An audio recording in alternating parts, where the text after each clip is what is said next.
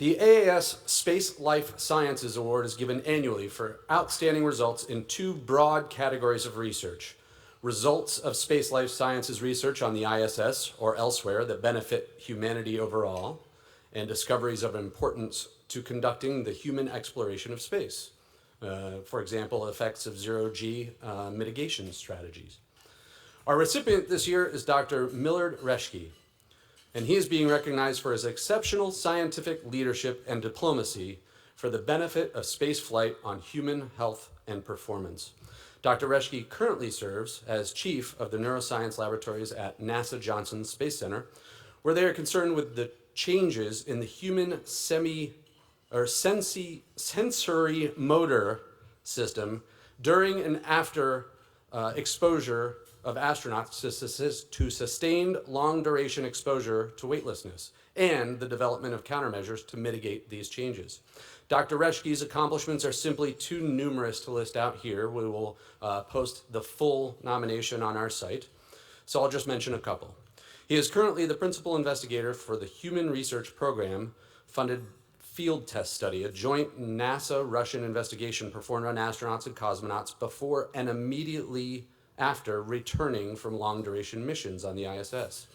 For the first time ever, this study collects crew members' functional performance data immediately after landing, and then along the way home back to for NASA astronauts, collecting valuable information on operational capabilities after gravitational transitions that will need to be considered for Orion and commercial missions.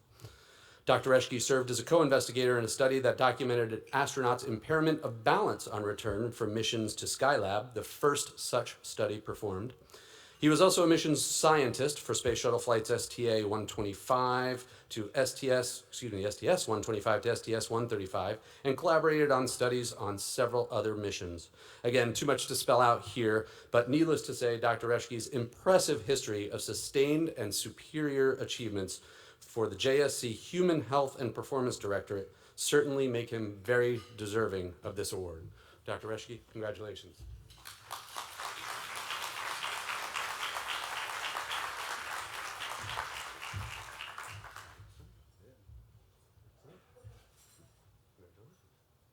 Thank you. Absolutely. Would you like to make comments?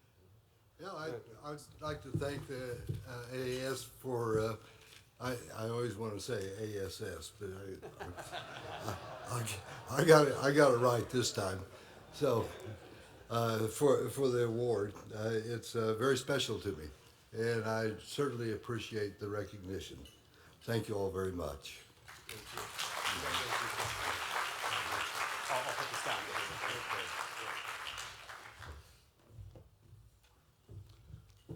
All right, and now on to our luncheon guest speaker. To introduce our speaker, I'd like to bring up Steve Witkowski of Moog. Steve?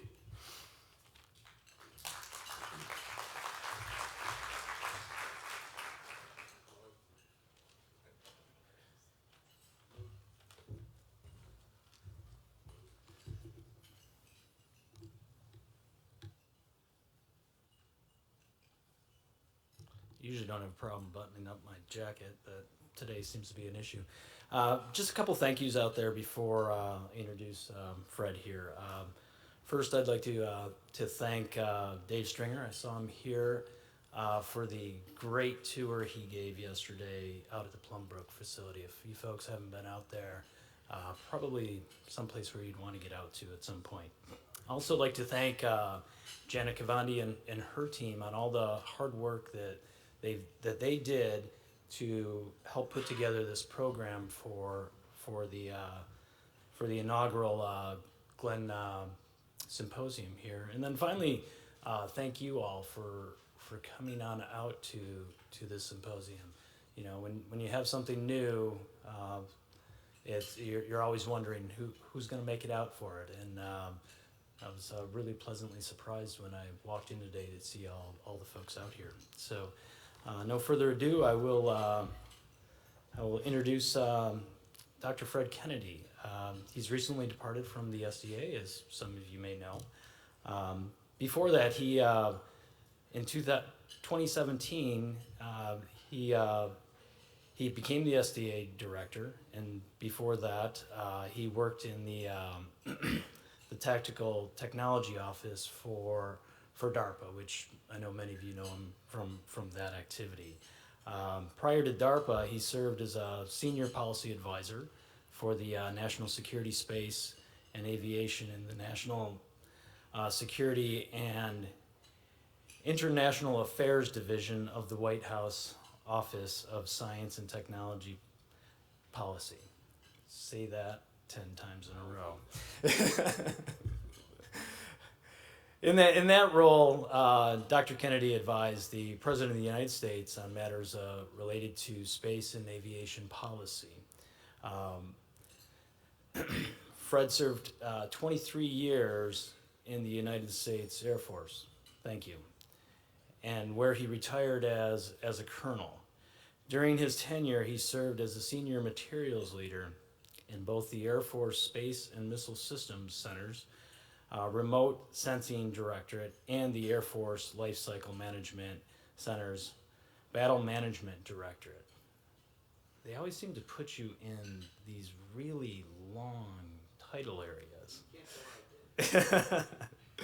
Prior to that, he was the lead for space requirements with the Joint Staff J8 in Capabilities and Acquisitions Division at the Pentagon, and a chief for spacecraft payload development and test and satellite systems and acquisitions at the National Reconnaissance Office. From 2005 to 2008, while in the Air Force, Dr. Kennedy was a program manager in TTO, where he created and managed efforts around spacecraft and satellite servicing, advanced space power and propulsion systems, and innovation, space, and technology. So very, very appropriate for what we're talking about here in the next 2 days.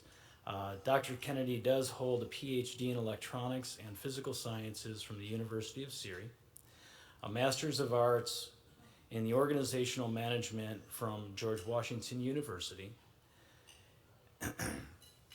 and a Master's of Science and Bachelor's of Science, both in aeronautics and astronautics from Massachusetts Institute of Technology. Fred's going to come up here today, and he wants to talk and have basically a conversation with us about innovation. So please give a warm welcome for Dr. Fred Kennedy. Thank you.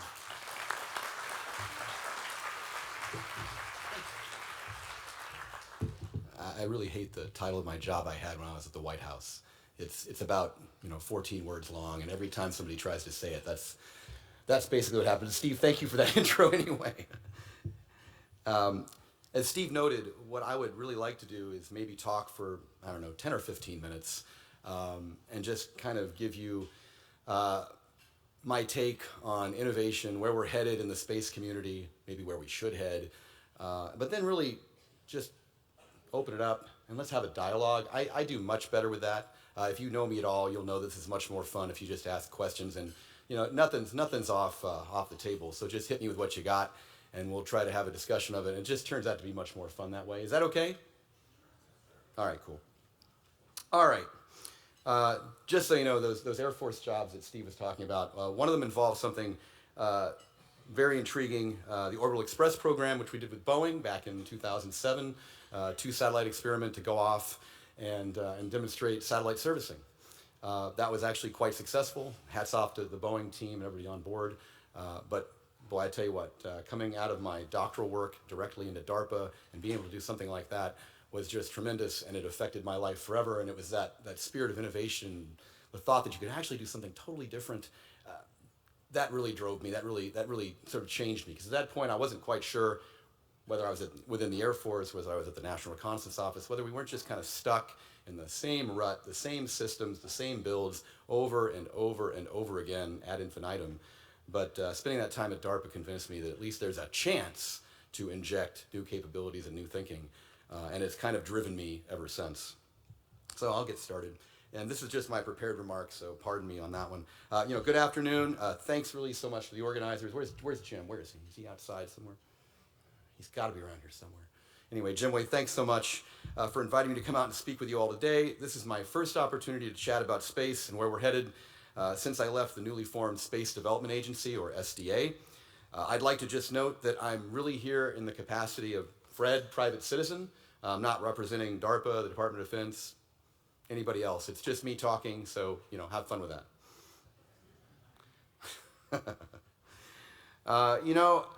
I saw a very interesting comment on social media several days ago, and it involved this recent launch of 60 Starlink spacecraft by SpaceX.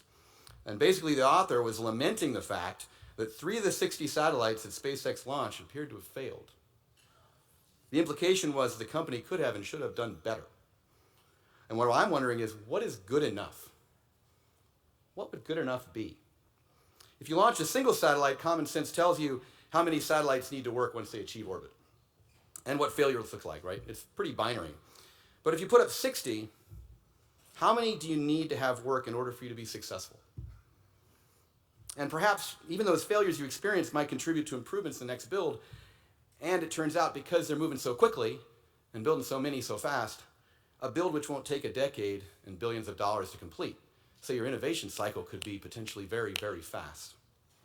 So I think what the author there was doing wrongly, he's a good guy. I don't want to disparage him at all. He's bringing up what I would say is a cultural point. He's coming to this problem with a pathologically risk-averse focus on hyper-reliability to a situation where it is entirely inappropriate. But what it really illustrates is just strong our cultural imperative is towards zero defects.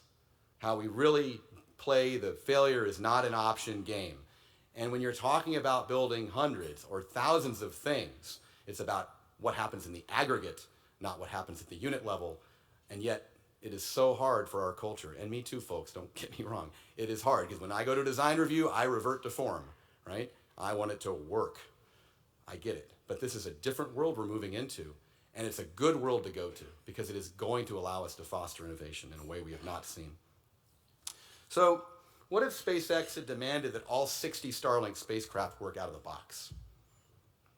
What if the loss of even a single vehicle was unacceptable? Well, I suspect the company would probably still be performing part screening and maybe some low-level subsystem tests right now. And you wouldn't see a launch for probably another 2 or 3 years.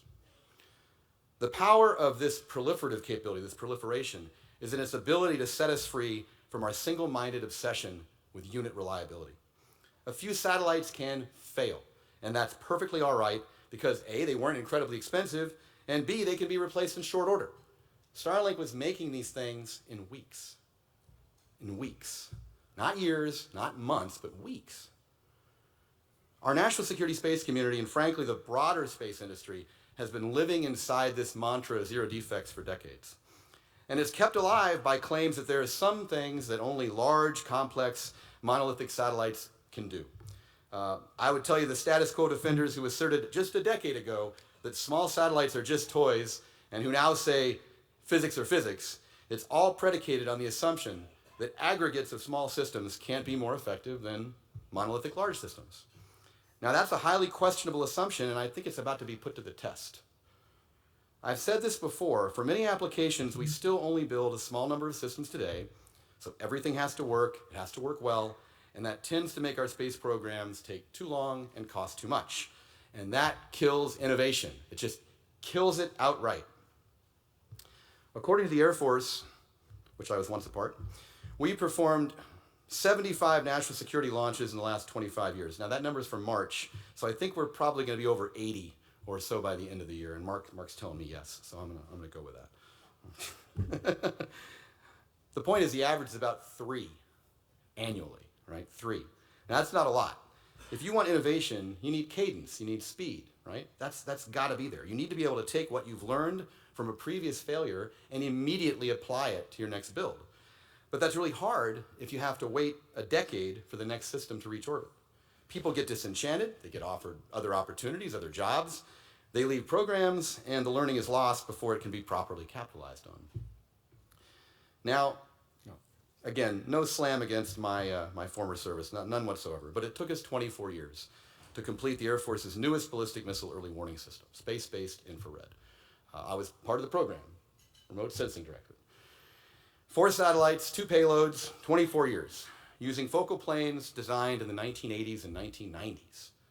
For some of you youngsters, you may not have been born when these designs were started, and you should really think about that and ask yourself what it means for innovation. So that's the same amount of time between the end of World War II and the first manned lunar landing, okay? And according to best estimates, it costs about $20 billion.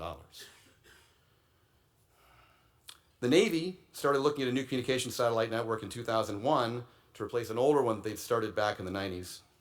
And their first launch was slated for 2009. That was delayed 3 years. The fifth and final launch made it to orbit in 2016. That's 15 years, $7 billion. This pattern is what is driving the death of innovation in our community. This is the problem. So, you might say, okay, Fred, you've diagnosed it. We've all heard it before. Thanks so much. So what we wanted to do at the Space Development Agency, at the SDA, was to address the central issue of risk aversion head on and build out a culture that was based not on reliability, but on a focus of speed, of response, and agility, which roughly translates as an ability to innovate. We believe the way forward would be through mass production, and that, see, I'm getting these text updates while I'm talking to you guys. This is great. And by the way, none of you text me right now. That's really rude. I have a buddy, former, he's at NGA now, and he found out that I was reading off my phone, and so he's texting me as I'm talking. I'm like, jerk. It's just covering up everything I'm saying. It's fantastic. It's absolutely true. Anyway, so we believe the way forward would be through mass production, and that applying the principles of mass production to elements of our space architecture would reduce cost. It would allow us to shorten our build and deployment cycles, and by doing so, it would encourage innovation. Because now we have multiple shots on goal to test out the approach and improve on short time frames. And you see, how we get there is not nearly as important as committing to doing it this way in the first place.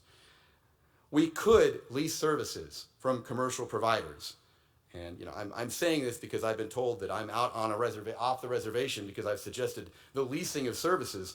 But last time I checked, the Department of Defense actually leases a huge amount of communications capability the exact same way.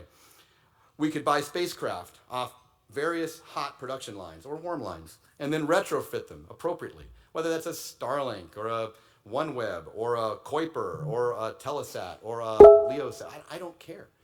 But if those lines are out there, why wouldn't you try to leverage them and at least get some of that capability back? I like to call this the Model T approach, right? Once you've purchased the base model car, you can turn it into whatever you want, and people did. They turned Model Ts into tractors because they could buy that base model, which was cheap, inexpensive, right? Easy to get off the line, and they do whatever they wanted with it. And that's really what I'm talking about here. Why go back to the drawing board and reinvent the bus, reinvent all that, when it's sitting there waiting for you? I mean, you might do it because you don't like the jitter characteristics or something. I get all that, okay? But there are ways to take some of that out. Just like the person who purchased the Model T. Use what's available, retrofit with your capability, and press. And getting those costs out, getting the time out, that's where the innovation comes back in. That's where everybody starts saying, I have an idea about what we could do with that. And we could actually implement it next year rather than 10 years from now. Finally, if you're truly fearful of where all this, quote unquote, new space is heading, right? If you really are scared that none of these commercial business cases will ever close, and the SoftBanks and the Bezoses and the Musks are totally out to lunch, and nothing is ever going to pan out, which that's certainly one way to look at it, and that we will be left holding the bag, and we could be DoD, we could be NASA, we could be anybody. We might also look for opportunities to draw on lessons learned and best practices from the things that are going on now, because the innovation is happening now. So even if we don't believe in the commercial business cases, why wouldn't we try to leverage the wonderful best practices that are emerging and capitalize on them to ensure that our defense industrial base, and in this case a civil space industrial base, is able to apply lessons learned and start to build more quickly and affordably? This really isn't much of a stretch because the mass production techniques we're talking about are already applied by the same defense industrial entities that build things like missiles, firearms, vehicles, airplanes, you name it. They simply haven't brought their production lines over into space, and they probably won't do so until they see the obvious demand signal and the potential return on investment. That's really too bad because it seems to me that one or more of these entities could try to take the lead and demonstrate their ability to move us to a better place, to a more agile and responsive place. And they haven't yet, but maybe they will. Once one or more of them determines that it's in their best interest to do so. So now where does that leave us today? Well, commercial is moving out. They're not waiting for the government to figure out what to do. These entities are out there rolling, they're investing, satellites are going to orbit. I think it's fantastic. OneWeb launches 32. Tim, where are you? Sometime soon. 34. Soyuz? Okay, got it. You know, what are you going to do? Won't work for me, but actually it might work for me now that I think about it. Yeah. So bottom line, OneWeb's moving out. Starlink's going to put up more spacecraft. Is SpaceX people in the audience? Anybody from SpaceX? No? Okay. Oh, wait. Okay, cool. You guys are going to go up soon with more satellites, right? I assume. Yeah. He's like, no. Yeah, okay, whatever. Don't tell Elon. All right. And then others such as Amazon's Kuiper, Telesat, they're all working their own efforts, and they plan to place large numbers of spacecraft on orbit in the near term. And so my takeaway is from all this is that we shouldn't wait to see what's about to happen with this commercial surge and whether it has legs or not. We should invest appropriately now, whether you're in government, other industry, academia, and be ready for the shift in culture that's coming. Because it's not going to present itself in an obvious way. You're not going to know it's happened until after the break. And then we're all going to say, oh, we all saw that coming. And I wish we'd put some money into that because, we probably would have made some.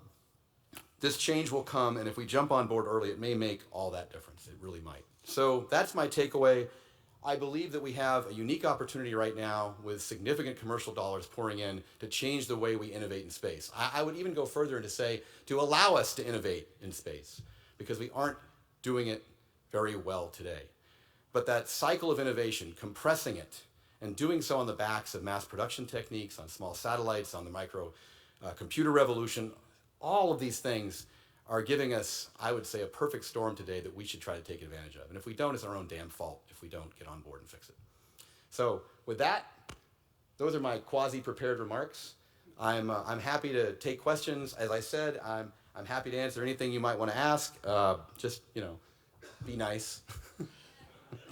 Excellent. So again, just wave your hand like crazy if you have a question in the room, but we'll start off with one that's submitted via the conference IO. Okay. So for engineers with an interest in policy roles in the future, what experiences would you recommend?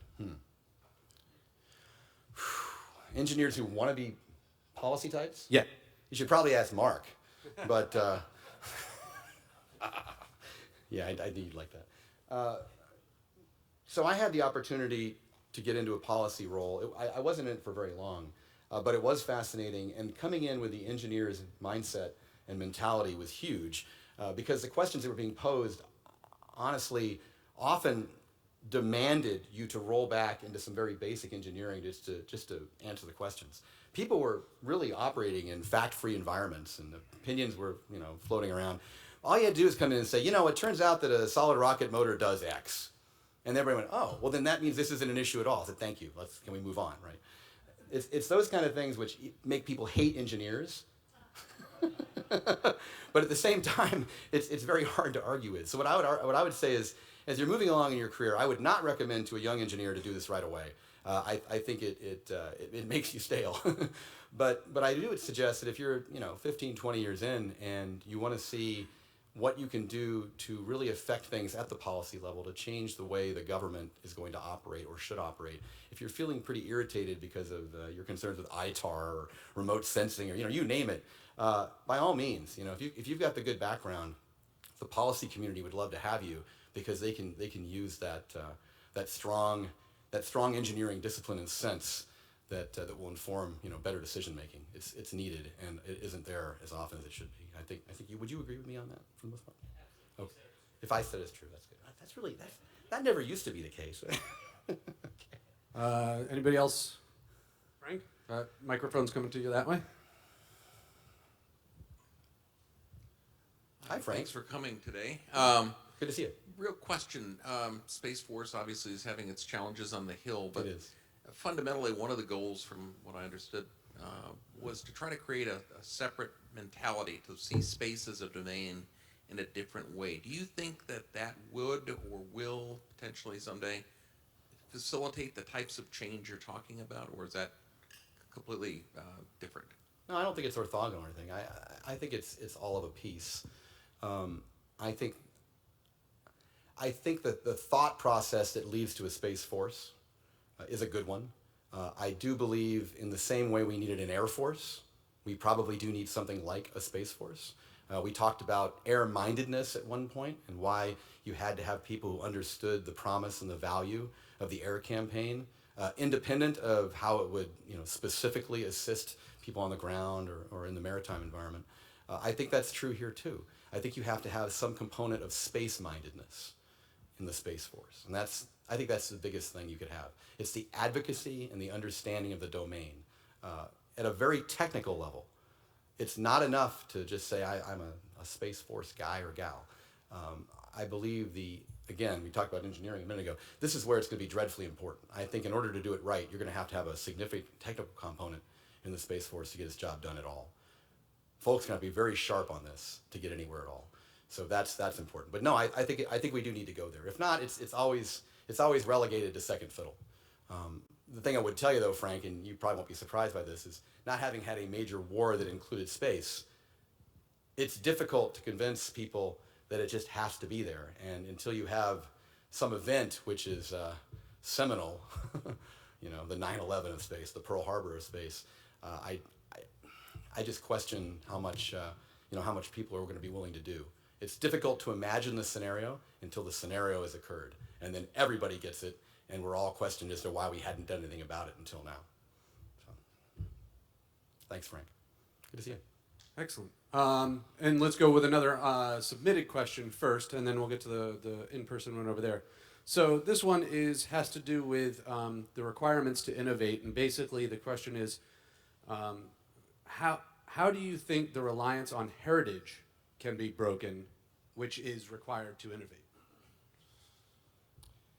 Well, I guess a lot of what I'm suggesting is that reliance on heritage does need to be broken, and that if people are putting up new capabilities and just testing them out to see if they work at all is a good thing.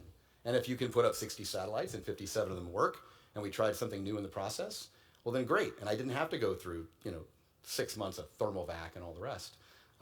That to me is absolutely critical. That sense that only heritage can fly is crazy.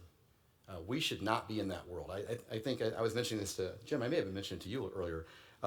We heard Jeff Bezos say at his Blue Moon event in D.C. A few weeks back, maybe a month back or so, he talked about the idea that he wanted to be able to see kids in a garage be able to develop capability and get it on orbit.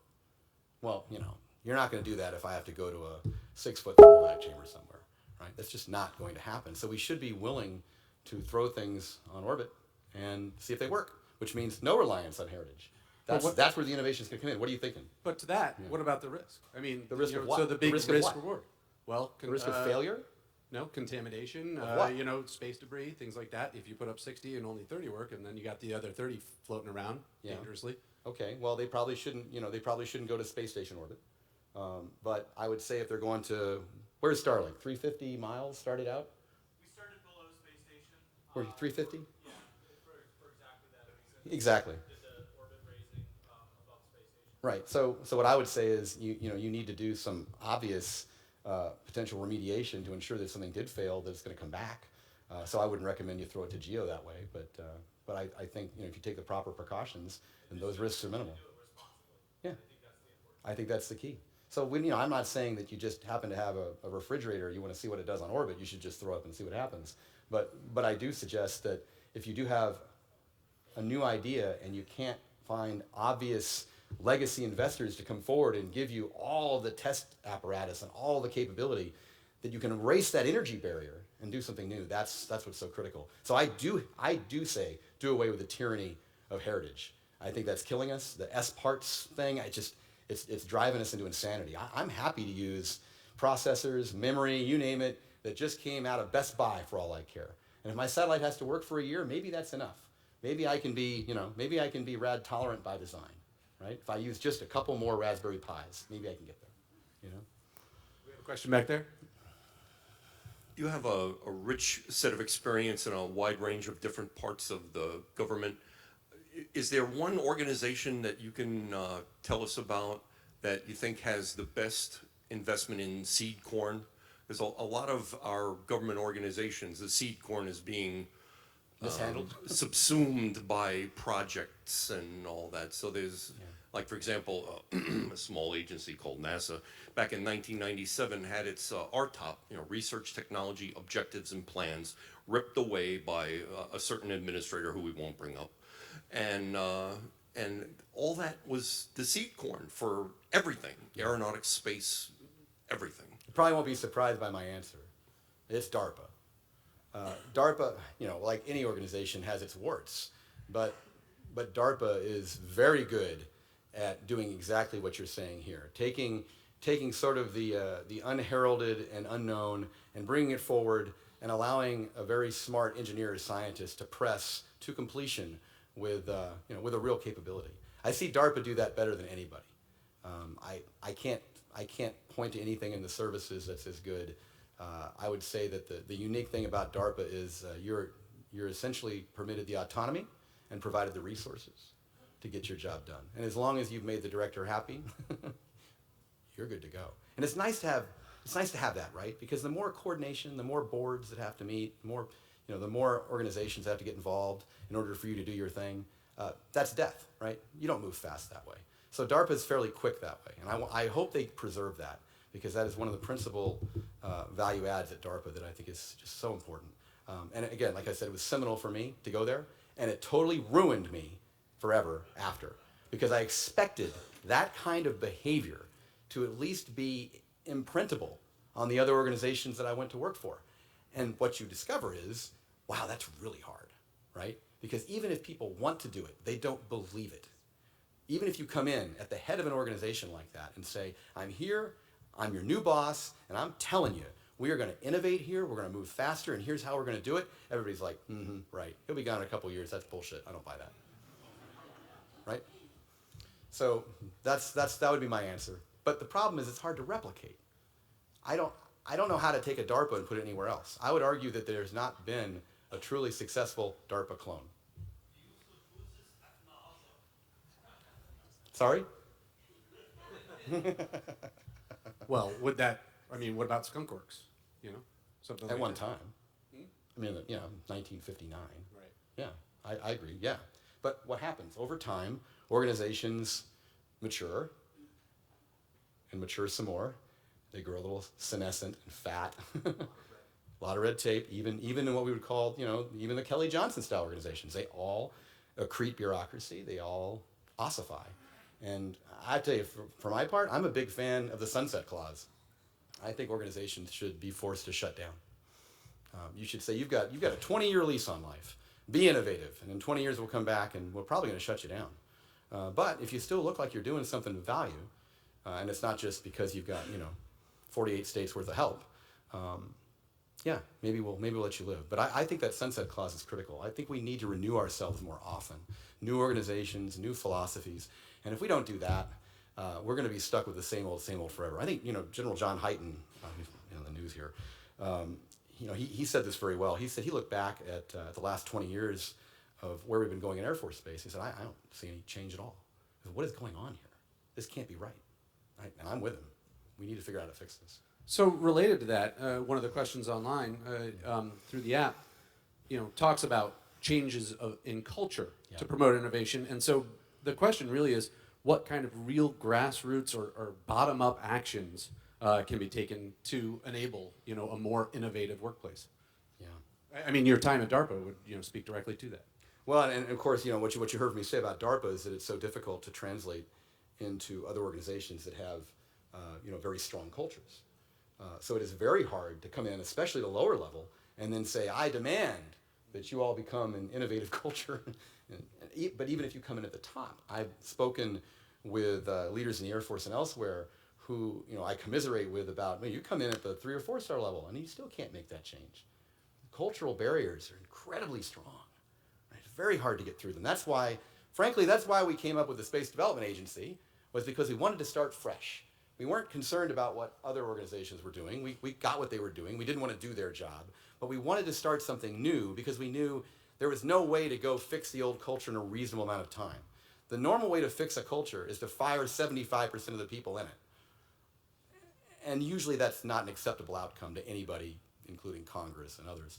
So the bottom line is, if you want to really make headway, you probably have to stand up your own company, or if you're a company, you have to stand up an autonomous unit that doesn't know it's part of that company. And in the government, you have to stand up a new agency or an office or an activity, and then bring the right people to bear and give it a shot. Now, will it work? Who knows? It's a gamble. So going back to a previous question, just about, put it up there and see if it works kind of thing. So if we implement that vision, Yeah. how do we address the social perception that we're just recklessly polluting space? Well, I mean, that's a good question. I think it kind of gets back to the necessity to be responsible. We need to be able to demonstrate that we are. And this is a policy question. The bottom line is, no one should be allowed just to throw stuff up willy-nilly. And I don't think that's ever going to be a place we're going to live in. I would be very surprised if someone just suddenly says, you know what, the FAA won't issue launch authorizations anymore, just fire away and see what happens, right? We're never going to be in that position. The question really is, how can we do this responsibly so that it in fact isn't like the case of us just throwing up random gear into orbit to see what happens. I don't think that's where we are today, and I think we can certainly work with industry and with the government and academia, frankly, and others and international partners to make sure that what does go up meets guidelines. I mean, I'm all for that, but I also think that that's not the problem we have today. It's not the issue of putting up too much. The fact that we're seeing people who are so concerned after seeing Starlink launch 60 satellites is kind of indicative of the fact that we may have the problem the other direction, right? And they put up 60, and like, oh my God, we just can't do that. Like, what are you talking about? Let's see if we have another one here. There's one that's a little bit of an elephant in the room kind of question. That's all right. You can go for it. I'll do my best. I knew they'd come, so. All right, well, here it is. Is it good? Are you ready? Yeah. Are you ready? All right. There's a lot of churn at the top. Really? Really? You don't say. Across civil and military space. When will this settle down? If it will. Okay. And what do you think the landscape will look like? Where's that crystal ball? Take it out. Yeah, I know. Start thinking. Well, actually, that's not a bad elephant in the room question. That's a pretty good one. I was thinking it was going to have names and other things in it, so that's good. Since it doesn't, that helps a lot. I guess what I'd say to that is I do believe, again, that there is a looming cultural shift in space. And interest enough investment again settle into a new phase, right? We're not going to be in this kind of risk-averse, launch one, wait 10 years, launch another. I don't think we're going to live there forever. And I don't even think we're going to live there in 10 years. But I can't tell you when the break point is. And if I could, I should probably go invest appropriately and make some money, right? So, yeah. All right. Hey, Hi. back to the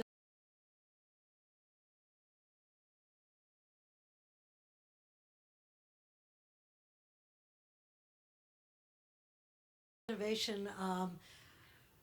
There are a lot of countries that are getting into the space business and that don't have the burden of 50 years of heritage that we have. Do you see pockets of innovation in them, or are they adopting different cultures? And where do you see those differences?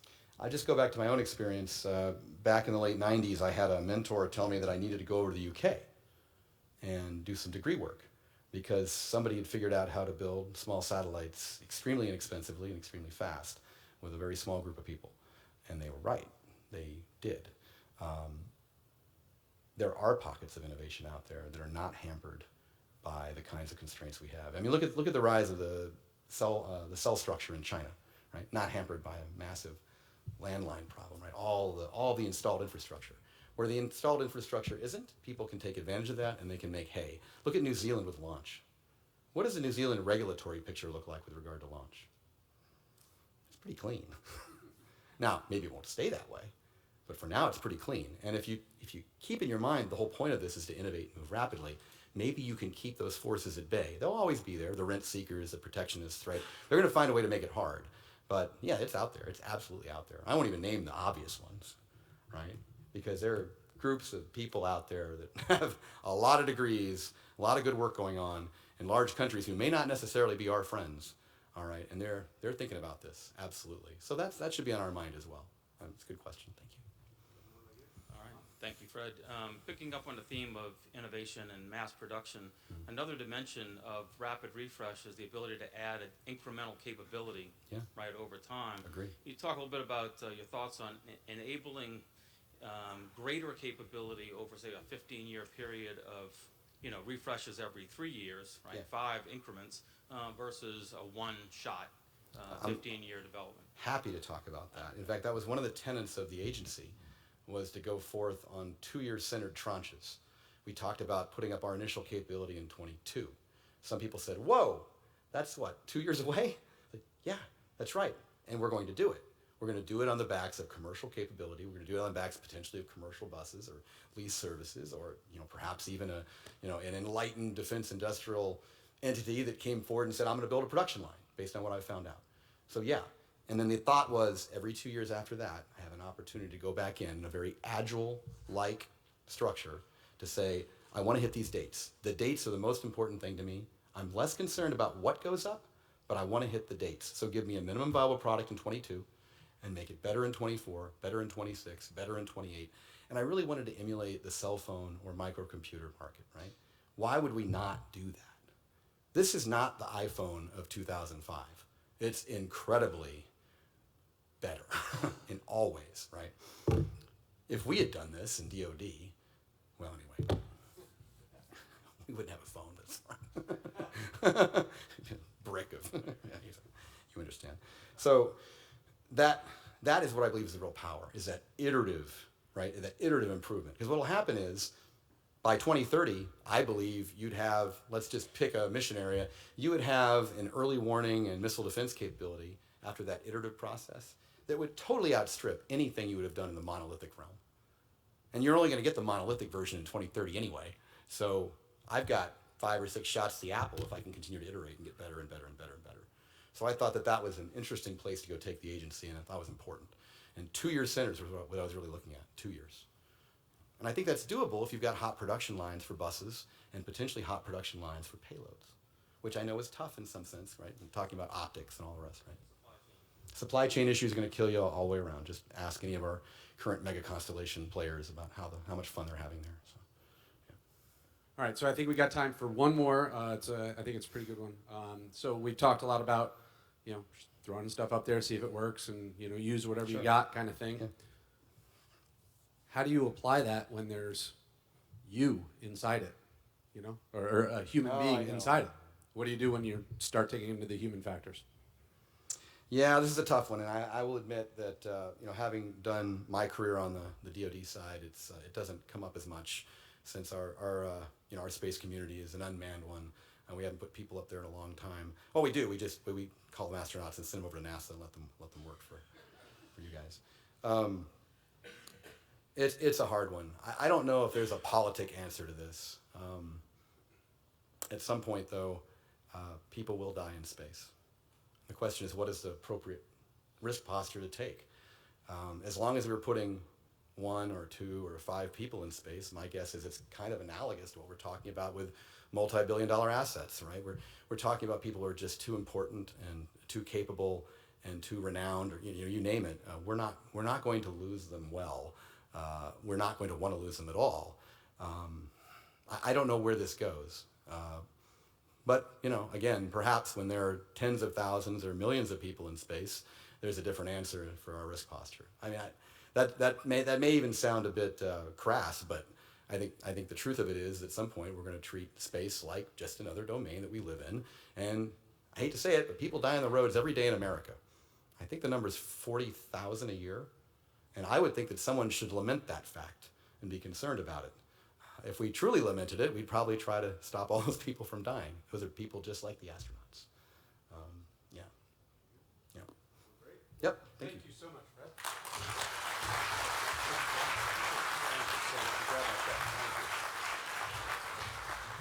All right, well, we ran a little long there, but I think it was worth it. That was fantastic dialogue, and thank you very much, Fred, for all your time on that, and thank you again to Moog for your sponsorship of the lunch. So why don't we do this? A quick bio break kind of thing, like 5 minutes, and then come right back in. We have a heck of a panel coming up next that you don't want to miss, and we will get started in exactly 5 minutes, so don't miss it. Thank you.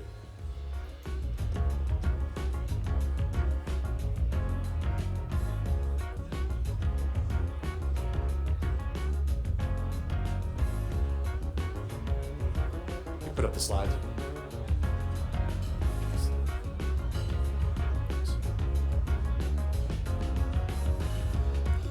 And there's another trivia question if anybody wants to take a look.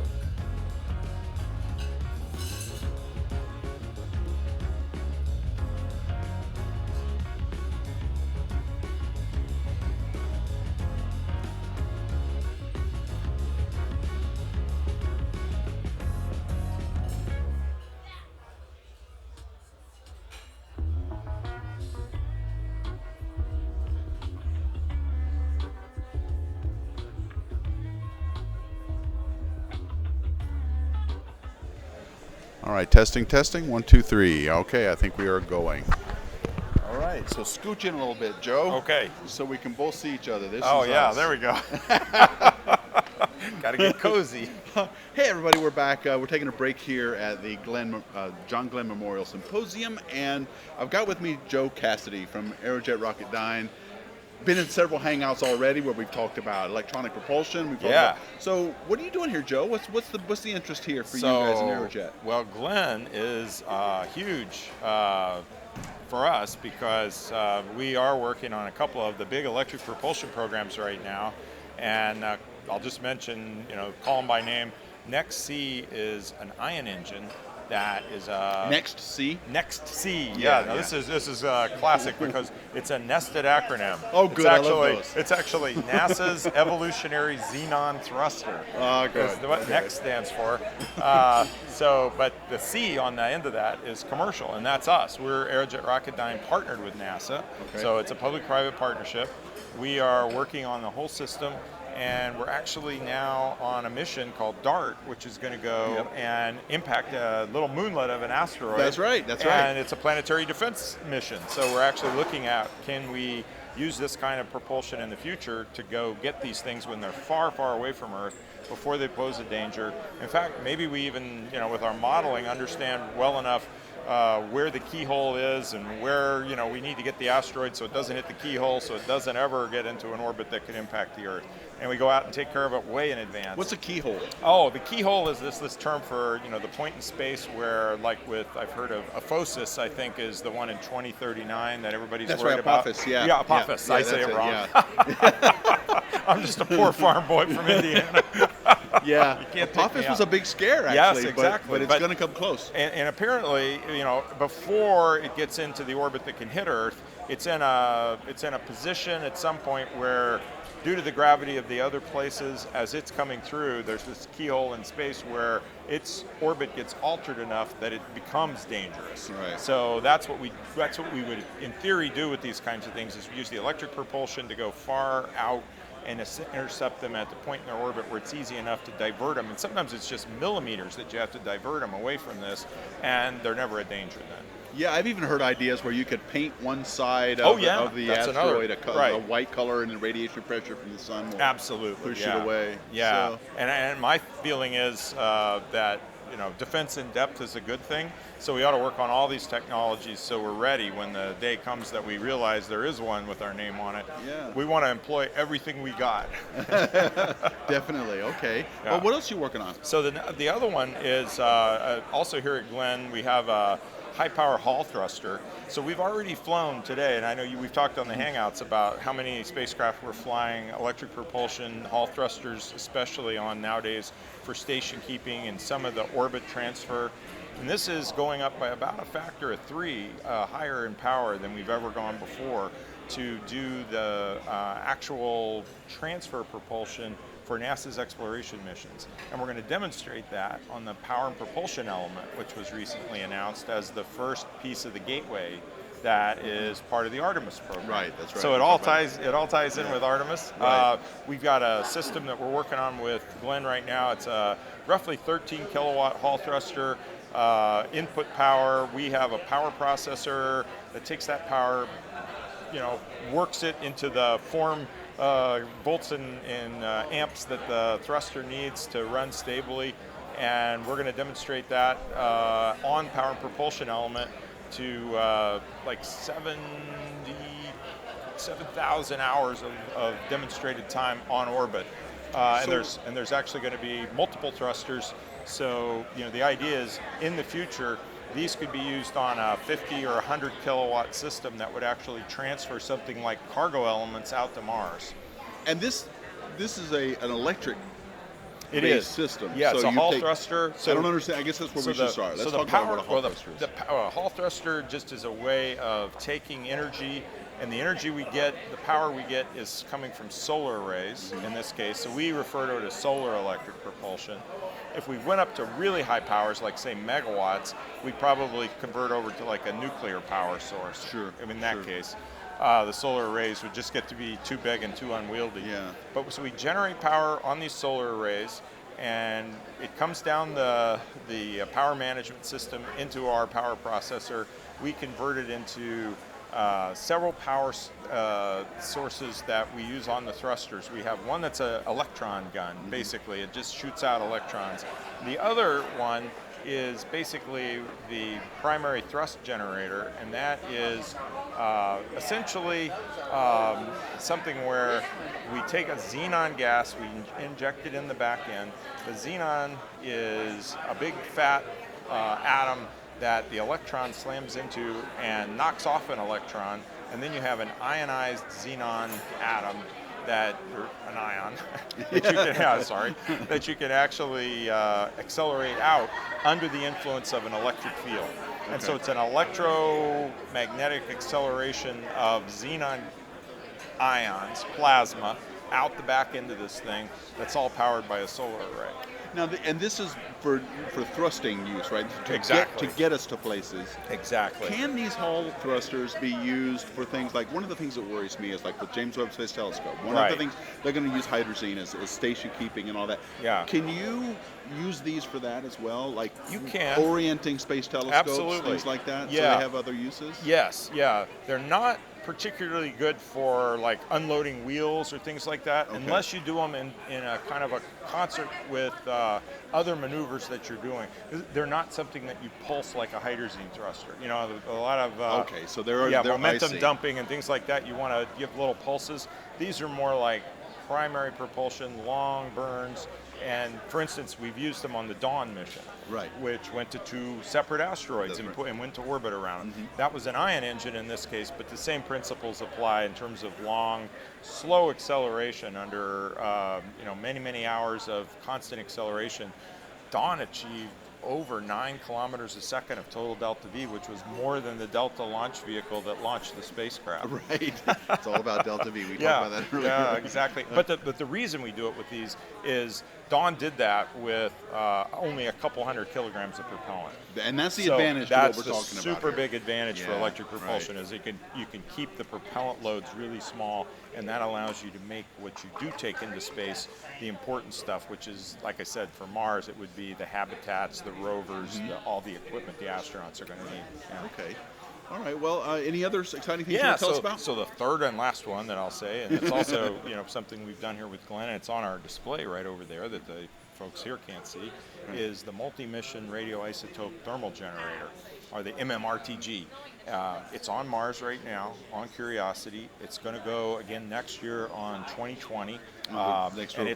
On the next rover, and it's the power source that, I've told people this many times, dearly loved opportunity also, Spirit and Opportunity, but when we got that global dust storm, Curiosity just kept going because it's got a nuclear power source right built in there. It doesn't rely on the sun. So when that atmospheric opacity got so bad that Opportunity couldn't charge its batteries, and Curiosity could go right through that. And that's going to be important for any future Mars exploration because we're going to have to be able to be robust to those dust storms. But the cool mission that just got selected for New Frontiers is something called Dragonfly. Yes, I'm glad you brought it up. And so we're on Dragonfly, and we're actually going to use that same MMRTG as the power source so that'll be on for Dragonfly. the quadcopter. Now, is it a quadcopter or an octocopter? Yeah. NASA's calling it a dual quadcopter. Right. But really, Yeah, you know, that's an I- octocopter. It's an octo. Yeah, we'll call it an octocopter. All right. We'll give it a new. Yeah, well, All good. right. So you are going to be involved Yeah, in, so in we're the Dragonfly. power. We're the power source. Yeah, awesome. and obviously anything that's out there in the outer planets, far, far away from the sun, has to be nuclear powered, and that was an obvious design choice for them. But we're really happy to be part of that mission. It's a super cool and exciting mission. You guys are awesome. I love Oh, the work you're doing. yeah. And you just got done doing something with Falcon Heavy. Yeah, we with just the- launched the Green Propellant Infusion That's mission a right. couple weeks ago. Ashley and I were down there, Yep, and, yep. those little thrusters are up there working really well in So space. that's good. I was going to give Yeah, ask we've you for gotten an our update, first so- data from Ball, and everything looks like it's operating very well. All right. Well, Joe, thank you so Oh, much yeah. for taking time It's out to great talk to to see us. you I again. appreciate it. Okay. Joe Cassidy from Aerojet Rocketdyne. All right. Thanks. Bye-bye. Bye. Okay, yeah, you can just head on, and I'm still Okay. streaming, but I am going to stop recording. Thanks. All right, thanks a lot, Joe. I really appreciate that. Thank you, Tom. All right, thank you, It was really Ashley. great. I tagged you on Oh, yeah. Twitter, so hopefully you get some All right. Okay, thanks. I appreciate it. Yeah. It's a lot easier when I'm sitting here right next to you instead of that one time I was in that noisy. Oh, I know. All we heard was So was bad, the 'cause I'm background. like, there Yeah. was nothing I could do. 'Cause Yeah. I was caught between two places. And, Yeah. Well, it worked out okay. yeah, I All right. still felt bad. Thanks, Joe. so much. All right, thank you. All right, well, that was Joe Cassidy, so that was really cool. Okay, so I hope that audio came out okay. I was hoping that happened really quickly. Going for the kill. Peter Quinn, this isn't about killing people. What did I say, Triton? I did not say Triton, I said Titan. I said Titan, I did not say Triton. Won't you give me that crap? I know better than that. Okay, so anywho, got other things planned, but right now I think they're still on a break, so I'll just keep chatting here. Let me move the microphone over here, so there, now it won't be making all that noise. So let's see here. We got any chats I need to respond to? Quadcopter on Triton. It was not Triton. Ask about the anti-gravity. Oh shoot, I wish I'd had this up. Ask about the. I only had him for a few minutes, guys, so I couldn't like get too in depth with it. But he's been on several hangouts. You guys maybe remember from that. Anti-gravity? What are you talking about, Zoo2? Why do we worry about propulsion over anti-gravity? Because we are not even close to figuring. Well, okay. Oh, you said Triton. Good. Because it's not Triton, and I know that's the kind of thing I would do, is I would say Triton instead of Titan, but if I did, I misspoke. I don't think I did. I said Titan.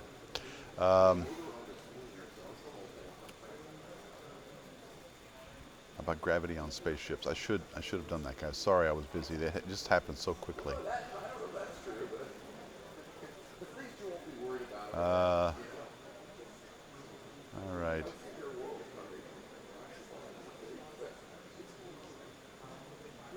All right. Well, guys, I guess we'll just kind of chill here. Not a whole lot's happening right now, and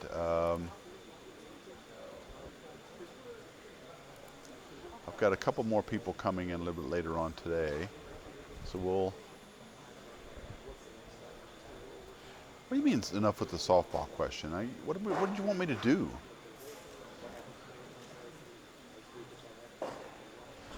It needs to be talked about. Going to Mars will just be a death sentence. Well, we are talking about it, but these guys here are working on technologies to get us there.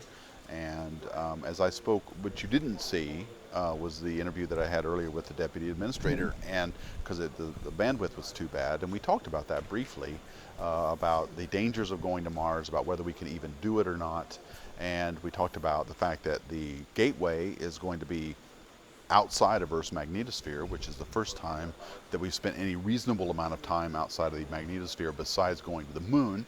And so that's why I'm all for the gateway. I think we need the gateway. It's close to Earth. It's just a few days away. Instead of just sending people out to Mars right off the bat without any of this information or knowledge, all we've got is the data that we've taken from the International Space Station, which is valuable. It's really important data, but it's also not representative of what these astronauts are going to be going through when they go to Mars. So I feel pretty strongly about the Gateway. I think it's something we need to do. I think putting it out around the moon makes a lot of sense. And it's close to the moon, it's close to Earth. We can do a lot of things from a platform like that, not the least of which is set up things on the moon that we need to build the technologies to get us to Mars, and maybe not have it be a death sentence. But we don't have enough research into what goes on outside of Earth's magnetosphere for our own physiology. And I think that's where we need to spend a lot of time, and the Gateway will let us do that.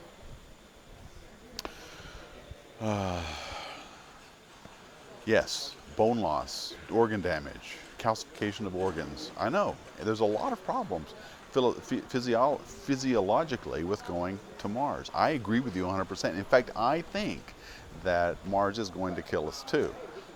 Is that a reason not to do it? I don't know. I mean, it's anybody, people have a right to make their own decisions as far as what they want to do with their lives. And I think that if explorers want to go and take the risk, then we should let them. But we should minimize that risk with as much knowledge as we can gather. And I think that doesn't come from just shooting people straight to Mars. We have got to get people, we've got to study people here. The Lunar Gateway is only going to be, it's only going to be 3 days away. And so if something bad goes on, if something bad happens, we shoot them back to Earth. But and maybe we'll have something on the moon that will also help us by then, some kind of base or whatever. But I think setting up this kind of infrastructure, and it's all about infrastructure at this point, to get us there. We don't have any space infrastructure at all. Right now we're just doing moonshots everywhere. One-off missions here, one-off missions there. But we need an underlying structure of technology that lots of missions can use, and the Lunar Gateway is a start on that. It's not the only way to do it, but it is a good start.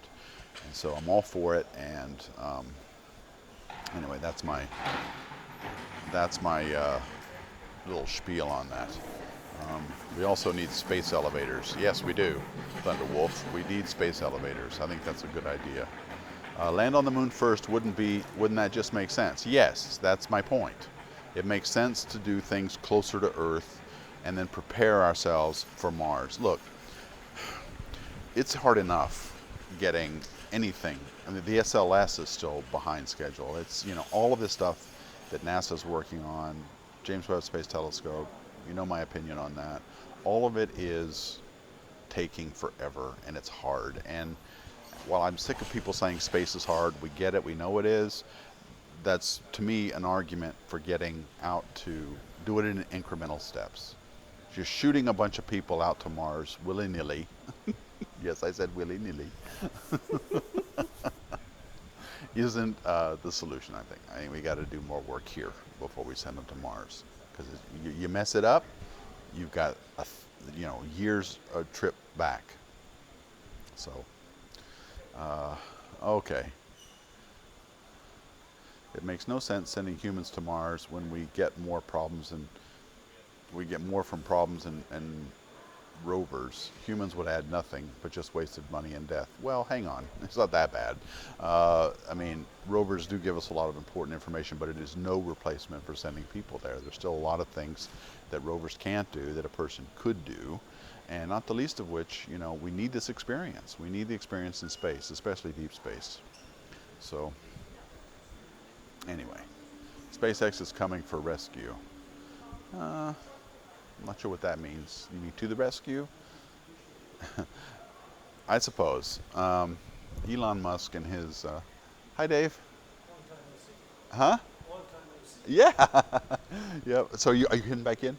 We're talking at 3, right? We're talking at 3, right? Yeah. Okay, all right then. Sorry, that was Dave Stringer. I'm going to be talking to him later. Is the thing going back on? Oh, I think I'm missing it. Is it back on in there? Uh-oh. Sorry, folks. I've been just rambling. Let me get the stream back onto the other stream. Oh, they're having a discussion. Okay, here we go. Clicking buttons here. Clicking. Off we go. So that the industry. Oh, it's this one. Ah. You got to push the door the right way to get out. The other market that's just really fascinating, sort of really exciting one, small UAS flying at low altitude. NASA and the community just finished in the Reno area a set of flights where we flew 150 missions downtown Reno using UAS, using a UAS traffic management system, planned off nominals and real off nominals occurred, and the system worked exactly as it was supposed to. And there was 150 actual missions and 500 simulated missions.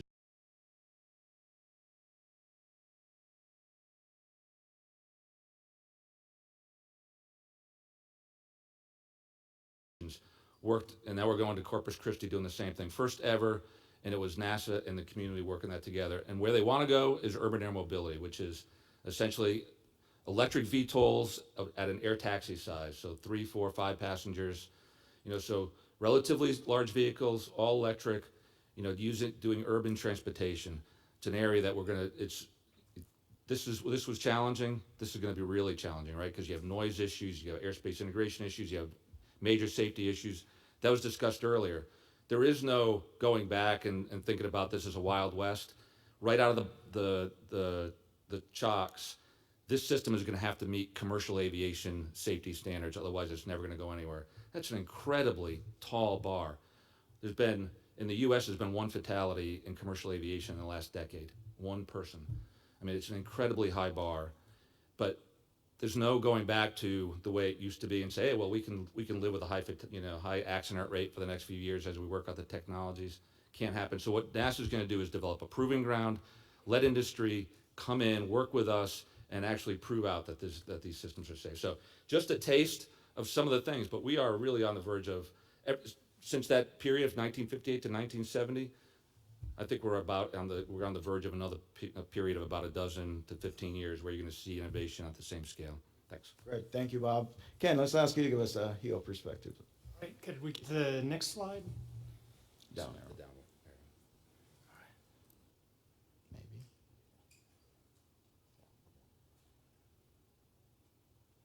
That's not. Okay, well, I want to talk about some of the challenges that we have in human exploration and operations that we'll address with technology development. And I wanted to start here with the policy that kind of guides what we're doing and pushes us towards developing that technology. The desire to lead an innovative and sustainable program of exploration with commercial and international partners, and to enable human expansion across the solar system to bring back to Earth new knowledge and opportunities. I really love this policy directive because it's not just about what we do in low Earth orbit. It's not about going to the moon. It's not about going to Mars. It talks about the high level goal of moving humans away from Earth and out into our solar system. And I get a little emotional about this, but someday we're going to go outside of this solar system. It's way off in the future, but it's going to happen. Whether it's 1,000 years or whether it's 2,000 years, it's going to happen. And that I really love about this particular directive. Here's another picture I like. I like it for a lot of reasons. It's pretty famous. It was taken by the Curiosity rover on Mars looking back at Earth, and that little dot is Earth. It helps to remind me about our challenge, our technological challenge of moving humans a really long way through an airless void from one planet to another. It's a really, really large challenge. And to balance the technological requirements with the risk level we're willing to accept, along with the cost of that technology and the size of our economy and the amount of money we can afford, it is going to be difficult. Well, this also reminds me that we've crossed that barrier and achieved that balance in robotic space exploration. And I don't think we're far away from achieving that balance in human exploration. Again, whether it's like a lot of us hope in the next 15, 20 years, or whether it's 30, 40, 50 years, we're very, very close. So what we're doing in human exploration and operations is kind of a coordinated attack in all those areas. We're trying to develop technologies and capabilities, lower risk, lower costs everywhere we can across the spectrum to move us from the surface of the Earth out into the solar system. You know, it starts in low Earth orbit with the International Space Station and other spacecraft, some of the commercial work we're doing there. It's going to move to cislunar space with the Gateway solar electric propulsion work that we're going to do to help us lower the cost, the amount of mass that it takes us to get to Mars. The work that we're going to do with landers, reusable landers on the lunar surface, looking for resources. And someday we hope even newer and better types of propulsion that will allow us to make the trip faster as those propulsion types become available and become economical. So I think there's a lot of work to be done in this area, and I'm excited to watch it develop over the next 10 or 15 years. Thanks, Ken. So we'll ask Joel to speak from the science mission director's perspective.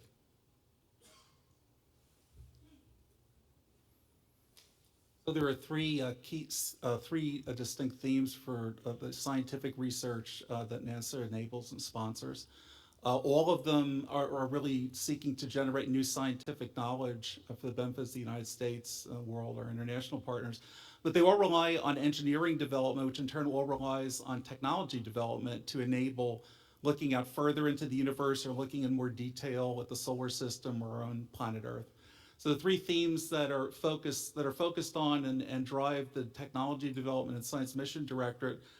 First is looking for the life elsewhere, and you can see on the image here, we highlight the rover on Mars, Curiosity rover, but it's broader than that. It's looking at other places in the solar system, following the water to places like Europa around Jupiter, Enceladus, or Titan around Saturn, maybe Triton, around Neptune. And all the work done, for example, in some of the observational missions like Kepler, looking for Earth-sized planets in habitable zones around other stars, and all the broad work that's done in astrobiology to even look at physics and chemistry in space and how we can predict whether the conditions exist for life in other places. And then, of course, there's a focus on protecting and understanding our home planet, whether that's global climate or agriculture, disease vectors, the radiation budget of the planet, the energy budget. And then something that we think of traditionally for science, which is observing out there, sending probes to other planets just to investigate those other planets, having the great observatories that started with Hubble, and then the later observatories leading up soon to the James Webb Space Telescope, which will launch relatively soon. But as we look further and further, we find as we answer questions, we have more questions that require more detailed instruments, mission technology that still have to be developed. So SMD sets directions based on both advice that's given at a national level from the National Research Council, National Academy of Sciences, through surveys every 10 years in these different thematic areas like astrophysics or planetary science or heliophysics or earth science, but also from competitive calls for investigator-initiated research. And that's how the science goals are set, and that's also how the technology development goals are set. SMD in general develops its technology through issuing broad calls for investigator-proposed research based on peer review. The top efforts that meet the NASA overall science goals are selected, and they progress through technology development up to various technology readiness levels. And you can see here, I'm sorry, I went a little too fast, that you get there in some metrics on the types and the amount of research that are sponsored by SMD, not only for scientific research, but technology development, what type of investigations are done, for example, in aircraft and balloons, and the large number of space missions that are either in development today or operating today. There's an unprecedented number of operational science space missions going on right now, compared to if you look at a NASA science portfolio from 20 or 30 years ago. And also trying new approaches like very small satellites or CubeSats to try to get rigorous scientific data using those small platforms. As you can imagine, it takes quite a bit of technology investment to be able to pull out rigorous measurements you can trust from very, very small space assets. So one of the flagship missions, of course, is coming up is the James Webb Space Telescope, which is a large infrared telescope, near infrared, which is the successor to the Hubble Space Telescope. Some of the technologies that had to be developed for that might surprise you. For example, Ka-band software-defined radios that were developed by NASA, for example, at Glenn Research Center, allow greater access to the EMI spectrum, and they enable some of the work that will be done and how the Webb, the James Webb will operate. They allow for faster transmission of scientific data back to Earth to support the various mission objectives and investigations that will go on for a Webb. And today there's over 250 orbiting software-defined radios hosted on payloads, as will be done for the Webb Space Telescope. And in the software-defined radio, the initial work on that was done on the Space Communication and Navigation's testbed up at the International Space Station was recognized recently with a Space Technology Development Award out at the at the Space Symposium in Colorado. One of the newest missions that was just announced that's been selected for full-scale development is the Dragonfly rotorcraft spacecraft that will be sent out to explore Titan by air. You heard earlier that there is a helicopter on the upcoming Mars 2020 mission. That's a aerial vehicle that's optimized for the Martian atmosphere. Titan's atmosphere is quite a bit thicker, different temperature, different chemical composition. So the mission has been developed as part of the New Frontiers program and recently approved for full-scale development to actually send a flying vehicle out to Titan that will then follow on from the Huygens probe work that was originally done with Cassini. However, to have this system operate, you not only need the rotorcraft, but you need a reliable power supply. And this particular system will use radioisotope power generation systems that have been used successfully for a number of science missions over the years. They were used, such systems were used for to support human exploration in the Apollo missions. They were used most recently on Curiosity, and this will be the next mission that will use radioisotope power systems. Locally, we know that Glenn Research Center specializes in space environments, simulation, and testing capability. One of the things that is used for Science Mission Directorate here in Cleveland is called the Glenn Extreme Environmental Rig, which the way it's currently configured can simulate the high pressure, high temperature, and chemistry of Venus. So people that are now responding to decadal survey themes in the long term to look at probes to go up and explore the surface of Venus, whether that's landers or maybe flying vehicles, now have an ability to develop components and mature technologies for probes that could actually operate for extended periods on the surface of Venus. What you would look at, if you looked at the Venera probes that the Soviet Union sent in the 60s and 70s, extended time back then was probably on the order of minutes. And SMD is hoping to use this new test facility to have researchers around the United States develop technologies that will last for much longer times than that, so that meaningful long-term measurements of the environment and scientific studies on Venus will be possible. So, of course, almost all the work I talked about here is robotic, remotely controlled spacecraft that are used either in space or looking down from space on Earth. There's also piloted work that's done, for example, in airborne measurements where aircraft are used to fly and prove out astrophysics technology or earth science technology, first on aircraft such as the Sophia aircraft or the DC-8 based out at Armstrong Flight Research Center. Those can either be standalone investigations for scientific purposes, or they can be used to mature technology, which is later used for spaceborne missions. Now I'll pass it over to Jim. Yeah, so underpinning all that we've just heard is, of course, Space Technology Mission Director developing the cross-cutting fundamental work to support all these missions. So I'll ask Jim to give us some brief on that. Okay, thank you, Douglas, and I want to thank everyone for inviting me here. It's a real pleasure. I always enjoy coming to Cleveland. That's not even a part of a joke or anything. But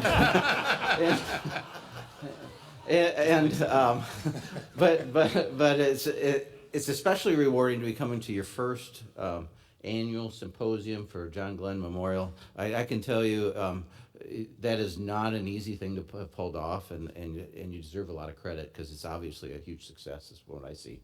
And so I really applaud you. Thank you, and thank you for having us here. And what we like to say in space technology is that it's technology that drives exploration. In terms of putting together our strategy, we think in terms of how we do our investments, we think in terms of what we call four strategic thrusts. And then that we kind of have a one word name for each one of them is go, land, live, and explore. And so for go, it's look for rapid, safe, efficient space transportation. One of the fundamental technologies that we can have that be truly transformative of how we go about space is extremely rapid transportation. And so part of our investment strategy is to do those things that are not just the evolutionary things, but the revolutionary items. And in this case, they almost all involve nuclear fission in one way or another, whether it's a power generation or propulsion implementation, but that's there. And on top of that, then we're looking at things that are more evolutionary. And we do that. A large part of our investment strategy is looking at the exploration campaign. And what we try to depict on this picture is that aspect of it, is that our target, we start from where we are today. Our target is to achieve ultimately a human Mars missions as one of the fundamental targets we have. The best way to go through that is really through the Artemis program that we have and through the moon. And so what we try to look at is what are those technologies that we can do that the moon is our proving ground. And that's what we try to depict here is some of those technologies, as well as then what are those other unique technologies that we have to develop to get to Mars, but really there's no application for doing on the moon. But as we try to show on here is a large part of what we do actually can be demonstrated in the near-term environment of 3 days away on the moon, and then have that apply towards Mars. And so in that regard, the gateway, one of the first elements, the power and propulsion element, I think tomorrow we'll hear a talk on that. And we're providing 4 technologies that would get to boots on the ground by 2024. We also try to support a sustainable presence by 2028, and then beyond that to Mars. Our definition of what a sustainable presence on the moon is still evolving, but fundamentally the number one criteria for that is, have we accomplished enough on the moon to enable Mars? And so from the standpoint of one of the very first element of the gateway, enabling 2024, we're implementing a very high power solar electric propulsion system that's being developed right here at Glenn and with their contractors through Aerojet Rocketdyne are all here. And so that would enable a 50 kilowatt basically system, for electric propulsion. We are also looking at, especially as you evolve to larger scale human landers, efficiency will drive you towards cryogenics as part of your propulsion system. And a lot of those, especially since it appears that the propellant of the universe is water, a lot of that is really in the form of stored liquid oxygen and liquid hydrogen, which also can be a source of power for short-term stays. And so so a key part of what we're doing here is looking at that, enabling long-term storage, which enables a lot of the human exploration on the moon, but also then feeds forward to transportation systems throughout the solar system. We also, as another thrust, we're looking at, is the second thrust I will talk about is land. Basically expand our access to diverse surface destinations. And for us, that starts with precision landing. We see large aspects of that here, incredible aspects on what SpaceX and Blue Origin do here. But also there's technologies we're developing that are working with the providers for lander services to enable precise landing on the moon that will also carry very forward to Mars. But Mars has an atmosphere that's kind of an anti-Goldilocks atmosphere in that it's too thick to be easy to get through. Too thick to just land, but it's too thin to help slow you down. And so hypersonic deceleration is something that that can be implemented a few different ways, but we have one of our implementations that we're doing right now is a demonstration on an Earth environment with a public-private partnership with ULA that looks at a 6 meter, basically inflatable hypersonic deceleration that would have to grow to about 18 meters or so to go to Mars. Then the third area is live, providing a sustainable living and working farther from Earth, and then as well as explore to enable transformative missions and discoveries. And what we look at is the moon to be kind of a platform for a lot of technology demonstrations. We're implementing is what we're calling a Lunar Surface Innovation Initiative, which is really a multi public-private partnership platform for us to investigate technologies of what you would do once you get to the surface. So it's things like dust mitigation, in situ resource utilization, surface excavation and construction, extreme access and extreme environments. Those are sort of things that we're looking at that have a broad interest and enabling capabilities. So in order to implement some of these things, we try to use our entire portfolio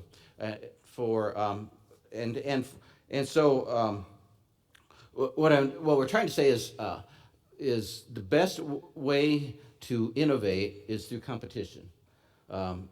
It's exploration requirements drive technology, and our technology drives what we can do in exploration. So what we're trying to do is look at every platform available or acquisition strategy approach that we available to create competition as we're going through this. Having the multi services of commercial landers that's being implemented by Science Mission Directorate, having a competition model for human landers and services enables a platform that we can really engage the community. So it's a broad range of things, and just as a few examples of the things we're trying to do is we have this NASA Innovative Advanced Concepts or NIAC program. That's been something that largely has been studies to this point. The only real criteria to get in is that you have a revolutionary concept that doesn't violate laws of physics. What we've done this year is implemented a phase 3 to that thing, and with that we've just recently awarded a couple of awards. One of which is actually we intend to implement on the moon platform, and it's a way to rapidly survey craters and look for underneath structures and stuff like that. Also, from that, this is a great opportunity we vision for crowdsourcing. One thing that I think we're looking real strongly at is how do we implement crowdsourcing in some of the acquisitions or ideas that we may come up with. We think lunar dust mitigation is a really good area for that. Excavation may be another. We also are looking at prizes and challenges and implementing those on something that, say, would give us a rechargeable way to get through a lunar night, a battery or energy storage device that would get us through the night that's rechargeable. Lunar night is about 350 hours. And so that's the kind of challenges we're looking at. We're also looking at forming a consortium with universities and other partners and stuff where all of us will have some skin in the game of the types of things we do. And we think with the capabilities that are being enabled on the moon, we can kind of enable those. And so for us, it's an exciting time. It's the technologies that we're driving that will drive us towards exploration, transformative around the whole solar system. Thank you. Thank you, Jim. Hey, so you mentioned quite a few different kind of mechanisms there for engaging with the sort of innovation community around us. You mentioned public-private partnerships, prizes, crowdsourcing. Can you just briefly say where you think those fit? You know, what's the right application for each of those kind of tools to engage other folks? Yeah, let's see. Part of what we try to do is help enable the services development for human landers, for commercial landers and platforms like that. For those, it works well for us to have some form of public-private partnership solicitations. We might use the next step BAA process for those. We have a tipping point and an announcement of collaborative opportunities. And those are ones where basically then NASA expertise is brought in. NASA facilities are brought in that works with the ultimate supplier, and it's a proposal, but it's then a close working relationship.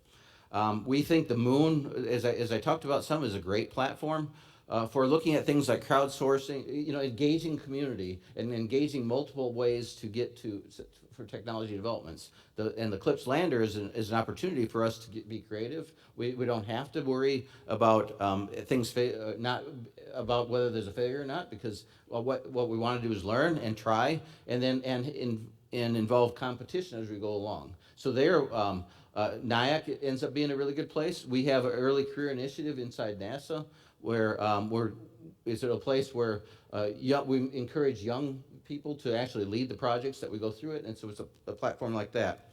Crowdsourcing I talked about is on the surface, and so it's really all those as we go through it. Thank you. I'm going to ask an aero question since I have an aero guy beside me. Okay. So I keep reading a lot about hypersonics and suborbital flight, even in some cases.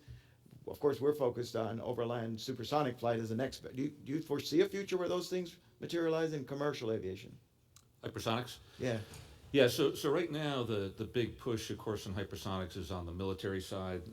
So what we're doing is relatively foundational and fundamental work, basic physics, some work around mode transition between, for dual mode type engines that would go from a turbine to a scram and so forth. So how you make those transitions, do that automatically and so forth.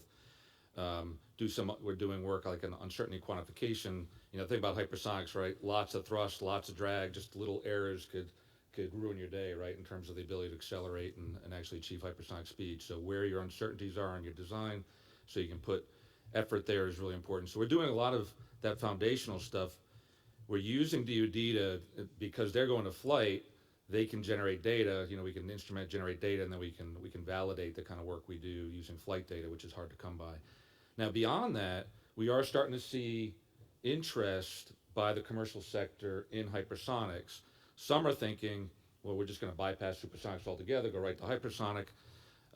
There's other, so point to point, across the globe, other forms of, sort of filling logistical holes and supply chains and so forth that you could do through hypersonics. Those ideas are in their infancy. It's getting the margins you need to actually close on an actual transportation mission is tough, but the interest is there. So what we would like to see is, as we develop the technologies and validate them together with DoD, we start to look then how can those apply in a commercial way, towards a civil mission. And honestly, there's a whole that's kind of a synopsis of the history of aviation in some ways, right? Do the fundamental research, DoD takes a lot of risk, puts those into flight, and then we see how those apply to civil. Now, it's become a lot more complicated since then, but I think in hypersonics that kind of model still holds. So they're out there, but we're probably a couple decades off. Yeah. Okay, great, thanks. I'll ask one more question. I want to leave a little time for audiences, so you guys think of questions if you've got anything. This is a great panel to pose to. Ken, I want to ask you a question. So, as a 5-time spaceflight veteran, what do you think the differences and the challenges are when you think about station versus gateway versus long duration flight out to Mars, for example, from the perspective of the crew and the countermeasures and so on? Well, if you look at what we're doing on space station, the studies we're doing with the crew are really focused at a long duration transit to Mars.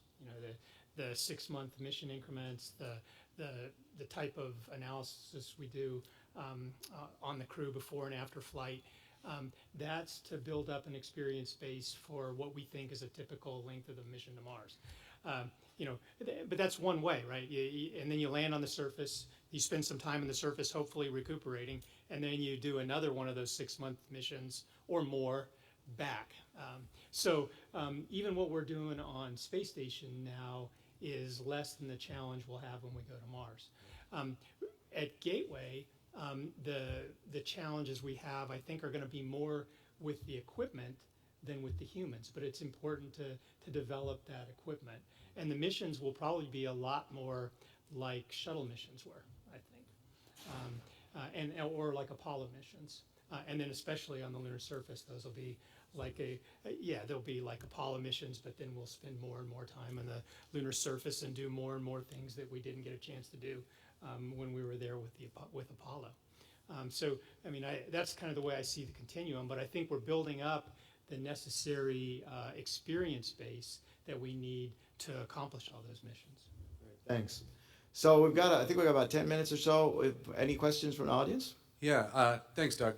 So we'll start again with the questions that have been submitted and upvoted through the Conference IO interface. So the first question, so how do your organizations determine when it's time to divest a technology area that might not be important or necessary for the agency's new near-term goals, such as going forward to the moon by 2024? You want to take that, Jim? Did I say that I really like being in Cleveland? No, that's a really tough question, especially for a government agency. Divesting is something that's not necessarily the first thing in our culture. So it is a hard thing. But what we do is when we manage programs and projects, we go through key decision points as we go through that, and with that we get all the right folks together, and it's a formal time for us to go through and decide, have we gotten far enough on is the development on schedule? Is it still viable? Is there still a need for us? And so there's, for those major projects that will go through that, then we kind of go through that assessment. What we try to do is, as a mission director, it is once a year, we go through an annual assessment. And so we go through an annual review of each of our projects. And with that, then that's a big part of that goes through and says, well, what's your infusion strategy?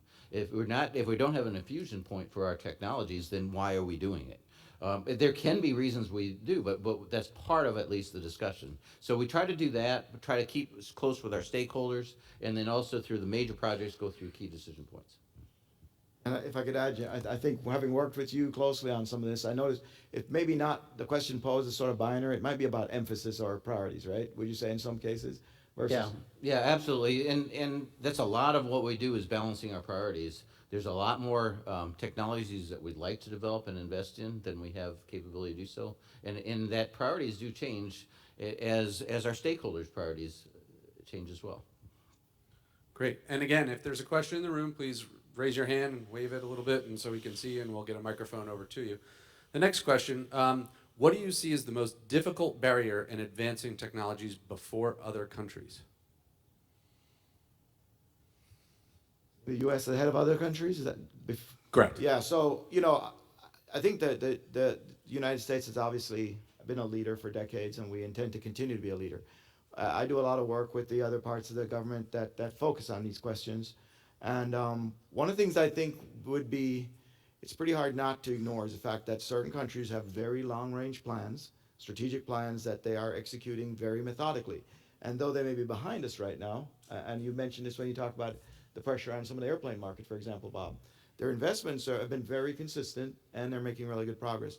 I think we naturally, getting back to back to Jim's point about we balance priorities, and our nation balances priorities at least every 4 years, and that's, I think, the biggest hurdle for us to push some of these things forward consistently. My opinion. Anybody else?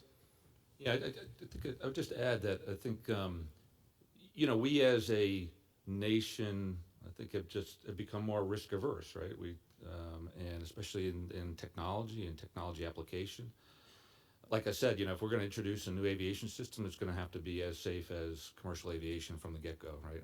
Or things are going to slow down or stop or reverse. So other countries may not have that same kind of risk aversion. So it does, in some ways it gives it. So that's one. The other one is, of course, the ability to leapfrog. If they, we have lots of infrastructure, and that infrastructure costs a lot to upkeep and so forth. And if you don't have that infrastructure, you can go to the next technology. So that's certainly an advantage as well.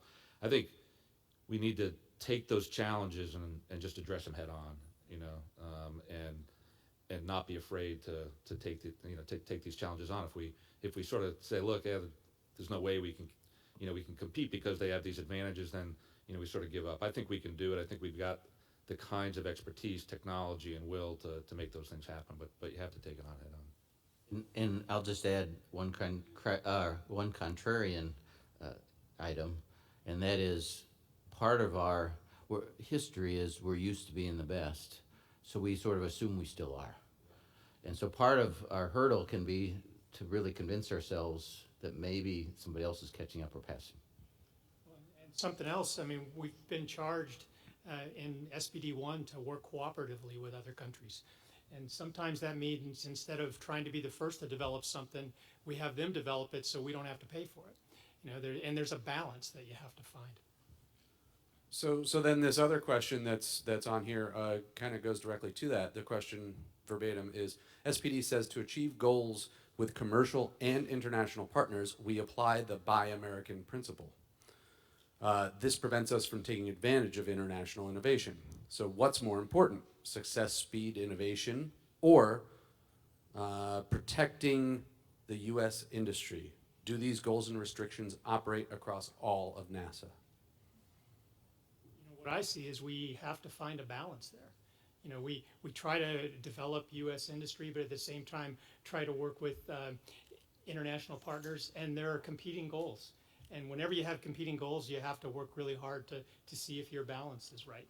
And it's a challenge. And I can give you 10 of them that we work every day.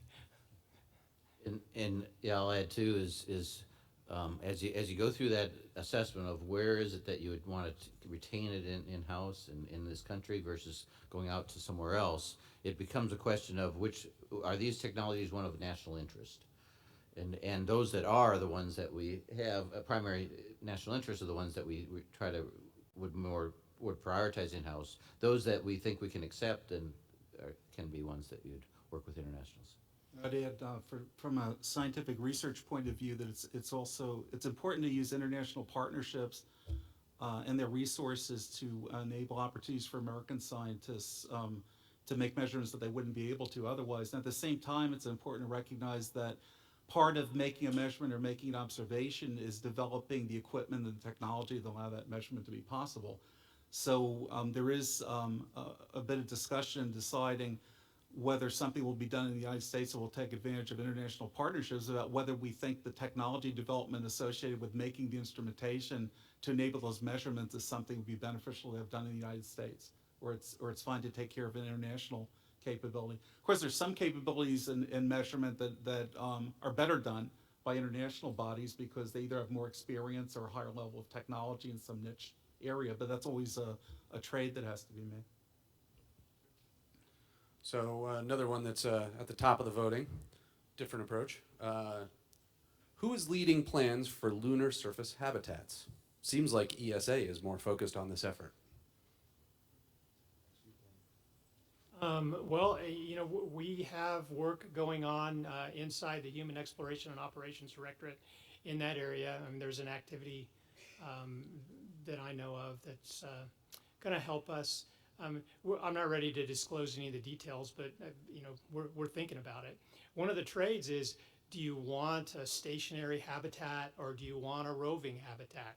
What's going to make the most sense from a payload integration and from a cost point of view? And we're making a lot of those trades. And again, we're concentrating on getting there by 2024 initially. And so some of the procurements to make that happen are they're on the front burner, whereas the habitation type studies are a little bit farther out. Okay. And I'm going to go with this one, even though it's not the top one, because I just think it's a really good question. What are the critical technologies for going forward to the moon that are not currently part of NASA's portfolio? What keeps you up at night?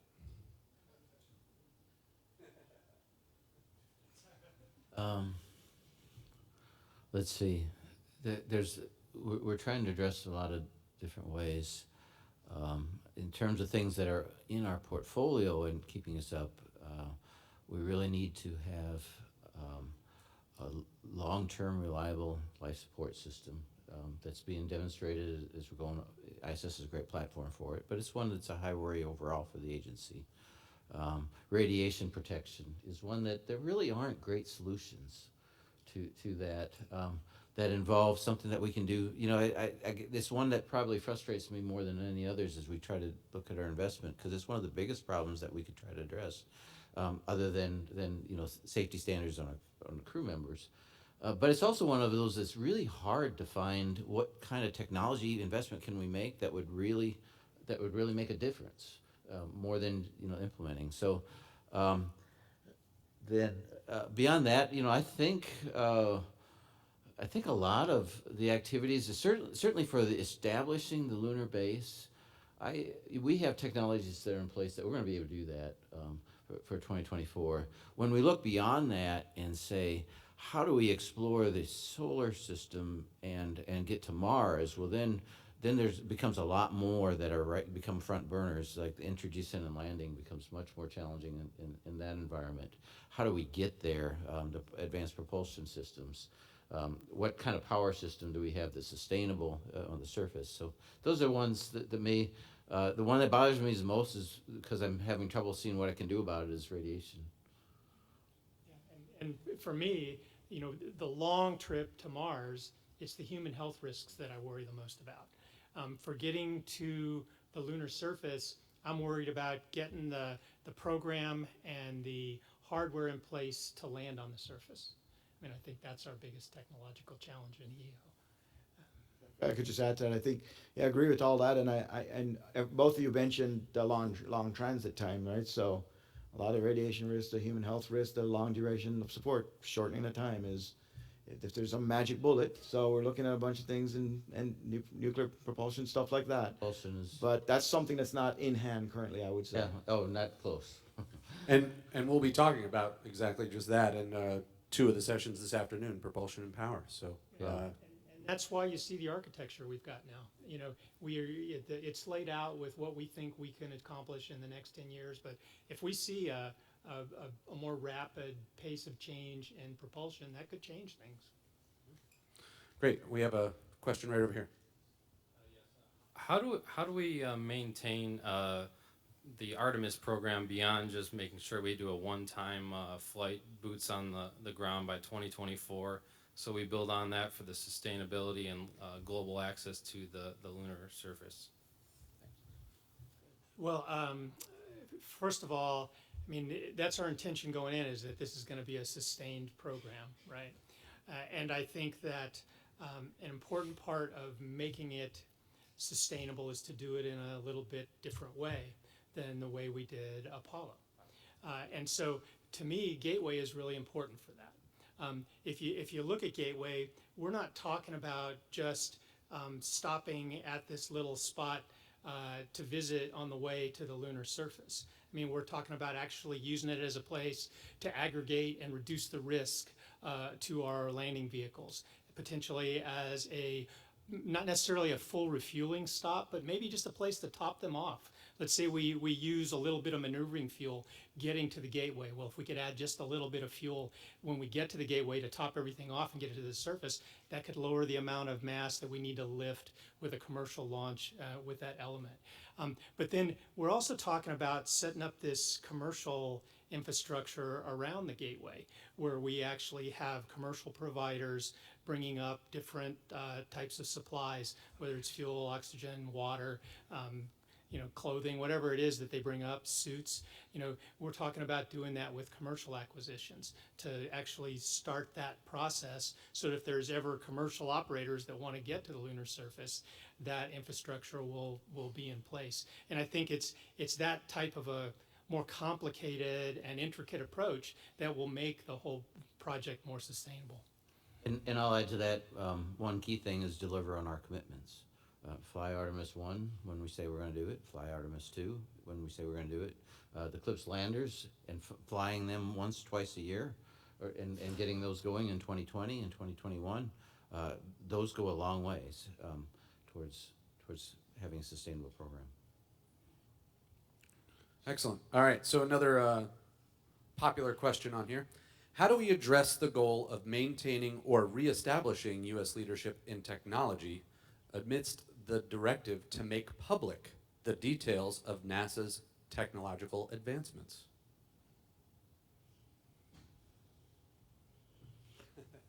Well, do you want me what to say what it I again? would say is, like everything, there's competing requirements. We are an open agency. We make public our technologies as we go forward. However, we are still governed by our ITAR rules and other constraints. And so that is a balance that we do of how much do you, when you make public a technology, there's some aspect of that that ends up being in many cases, how much of it do you actually make public and how much of it do you protect under the constraints? And I'd also add that, you know, there's a lot of benefit that comes from the partnerships we have with, in the case of aeronautics, especially in terms of industry and so forth. There's, you know, there's a lot of knowledge, a lot of implicit knowledge that's built up through the research partnership and so forth, how you do things, and so forth, that isn't captured in you know, just publishing a paper and so forth. We also, so that's one of the other, you know, we need to be able to protect IP, right? So if someone comes to us with an idea that's got some IP behind, you know, we need to protect that, right? So, and there's ways of, I mean, I think as Jim was saying, there's ways of publishing our data that protects IP. So we are getting the fundamental principles out there of a technology without giving away the, you know, the secret sauce that any particular company or organization may have that's behind that. Okay, last one. Thanks. With the human being, one of the limiting factors, and particularly for long-term travel to Mars, microgravity has been one of the things that we're continuing to study, as you've experienced, sir. Has there been any initiative or thoughts towards artificial gravity and rotational long-term space stations as we travel to Mars, or even, for instance, spending time on the lunar surface or Mars surface and then going back out and getting your, you know, your G tolerance back up, and all the aspects that go with perhaps reproduction in space, and just how the body develops, the bone loss and those types of aspects of your muscle and body structure? Well, I know that there's been a lot of discussion of artificial gravity, spinning spacecraft over the years. You know, everything I've seen shows that the cost of doing it would be a lot higher. And because of that, it makes more sense to see if we can just tolerate the environment. And so far, what we're seeing is for the types of trips that we need to make to Mars, for example, then we have a really good chance of tolerating the environment. Now, if we learn something on space station that tells us that's not true, I think we're going to have to shift gears. And if we go past Mars, I think we're probably looking at shifting gears and trying to get an artificial gravity for crews. You know, especially if we're talking 1, 2, 3 year transit times out to some really far part of the solar system. Yeah, you see it in all the movies, you know, and but it's hard to do, and so we haven't done a lot of work at NASA in that area, but I think it's something that I would anticipate seeing in the future. But I mean, that's something that would probably start over in the tech directorate. Yeah, and I think you're right, Ken. We in our NIAC program that I talked about, the advanced concepts, we occasionally do studies like this, but really it's a matter of prioritizing our investment strategies, and so far it's been that the cost of versus the gain hasn't been one that's made it a value investment for us. The things I'd say, even if you look at the science fiction depictions, right, it's usually a very large radius spacecraft, so you don't have a big gravity gradient. Locally, if you did that in a spacecraft size of Orion, that would be really freaky, right? So necessarily that becomes available, at least that approach, when you're talking much larger systems. And I agree with the comment that, you know, long term, we're probably going to have to develop that kind of capability to go further. Well, I think we're wrapping up, and thank you, panelists. Give panelists a round of applause. Thank you, Douglas. Thanks for having us, everyone. So, our next speaker, our next guest, is someone that we were lucky enough to be able to get him to come to the inaugural Glenn Symposium. We didn't know if we would have much chance of getting him to come, but through the help of a number of y'all out here in the audience, we were able to contact him, and his first word was, "Yes, I'll be glad to come." Now, Jim Moorhead is going to be a little disappointed. I asked David Glenn if he remembered Jim Moorhead coming in and petting his cat. He said, no, he remembers the cat. And Also, David, when I asked David, what do you want to be introduced as? What do you want me to say about you? And he said, just a couple of things. One, that he's a retired physician. He was an anesthesiologist and an urgent care doctor. And then the second thing was to make sure that I told Joe he'll be glad to answer questions at the end of his discussion. And he will be out here out the door. When we run out of time, he'll stay out there and talk with you almost as long as you would like. And try to think of a couple of questions to ask his wife, Karen, because she probably has a better memory than he does. So now we're going to listen to David Glenn talk about John Glenn and his legacy as a father, a senator, an astronaut, and an American hero.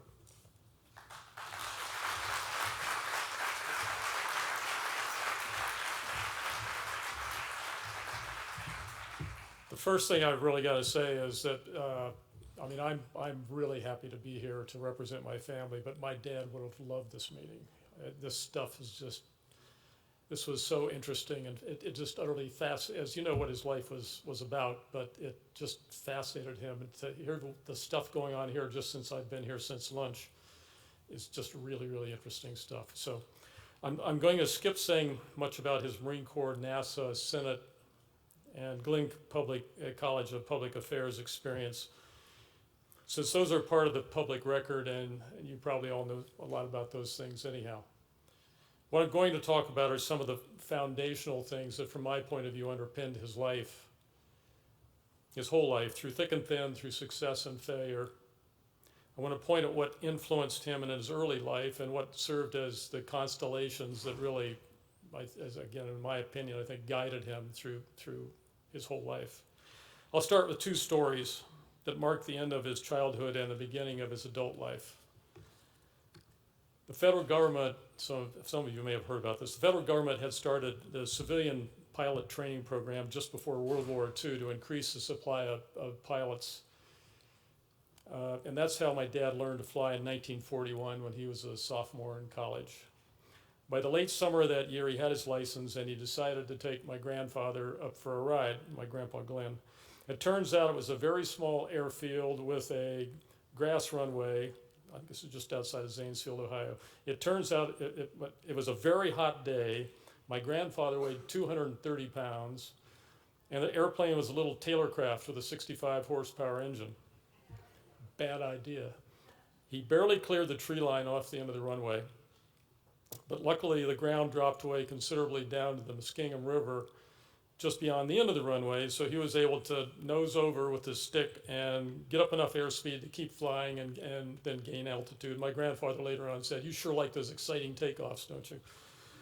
That was just the first of many definite near misses in aviation throughout his life. And it was just a little 3 months, it was like 3 months after that episode that he was driving in his car going to hear my mother give an organ recital at the college chapel in New Concord on the pipe organ. On the car radio, he hears when he's driving over that the Japanese have just attacked Pearl Harbor. It turns out her recital was on Sunday, December 7th, 1941. He waited to tell her about the attack until after she had finished her recital. I began with those stories from 1941 because that's when his childhood really took off. Took off, really, you might say. By then, he knew that flying thrilled him. He was going to marry my mother, and that he was going to help defend his country. So this was the beginning of his adult life.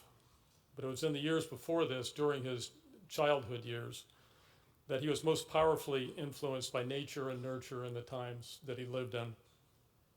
And those influences are foundations held fast through all the amazing things he was involved in through the decades to come. So I'd like to describe some of what his childhood was like. He grew up during the Great Depression. It went from when he was 8 years old until he was a senior in high school. And it hit New Concord, the little town that he lived in, hard. People had barely enough money to get by. They had barely enough food. He said that the entire town felt impoverished. His father's plumbing business was struggling. His parents were afraid they were going to lose their home. They had 3 gardens that they used both for growing their own food as well as to sell food to other people in town. My dad's main job assignment from his parents was to study hard, and do well in school. But right behind that it was his responsibility to take care of those 3 gardens, which he detested, but he did. He hauled rhubarb and horseradish from the gardens around town in his little wagon to sell door to door. In fact, he was the main rhubarb salesman in New Concord, Ohio, and he had a paper route and washed cars. There started to be hobos passing through town, and on occasion people would actually knock on their door and ask for food. People were that hungry. My dad said his mother would always give them a meal but ask them to do some sort of work in return.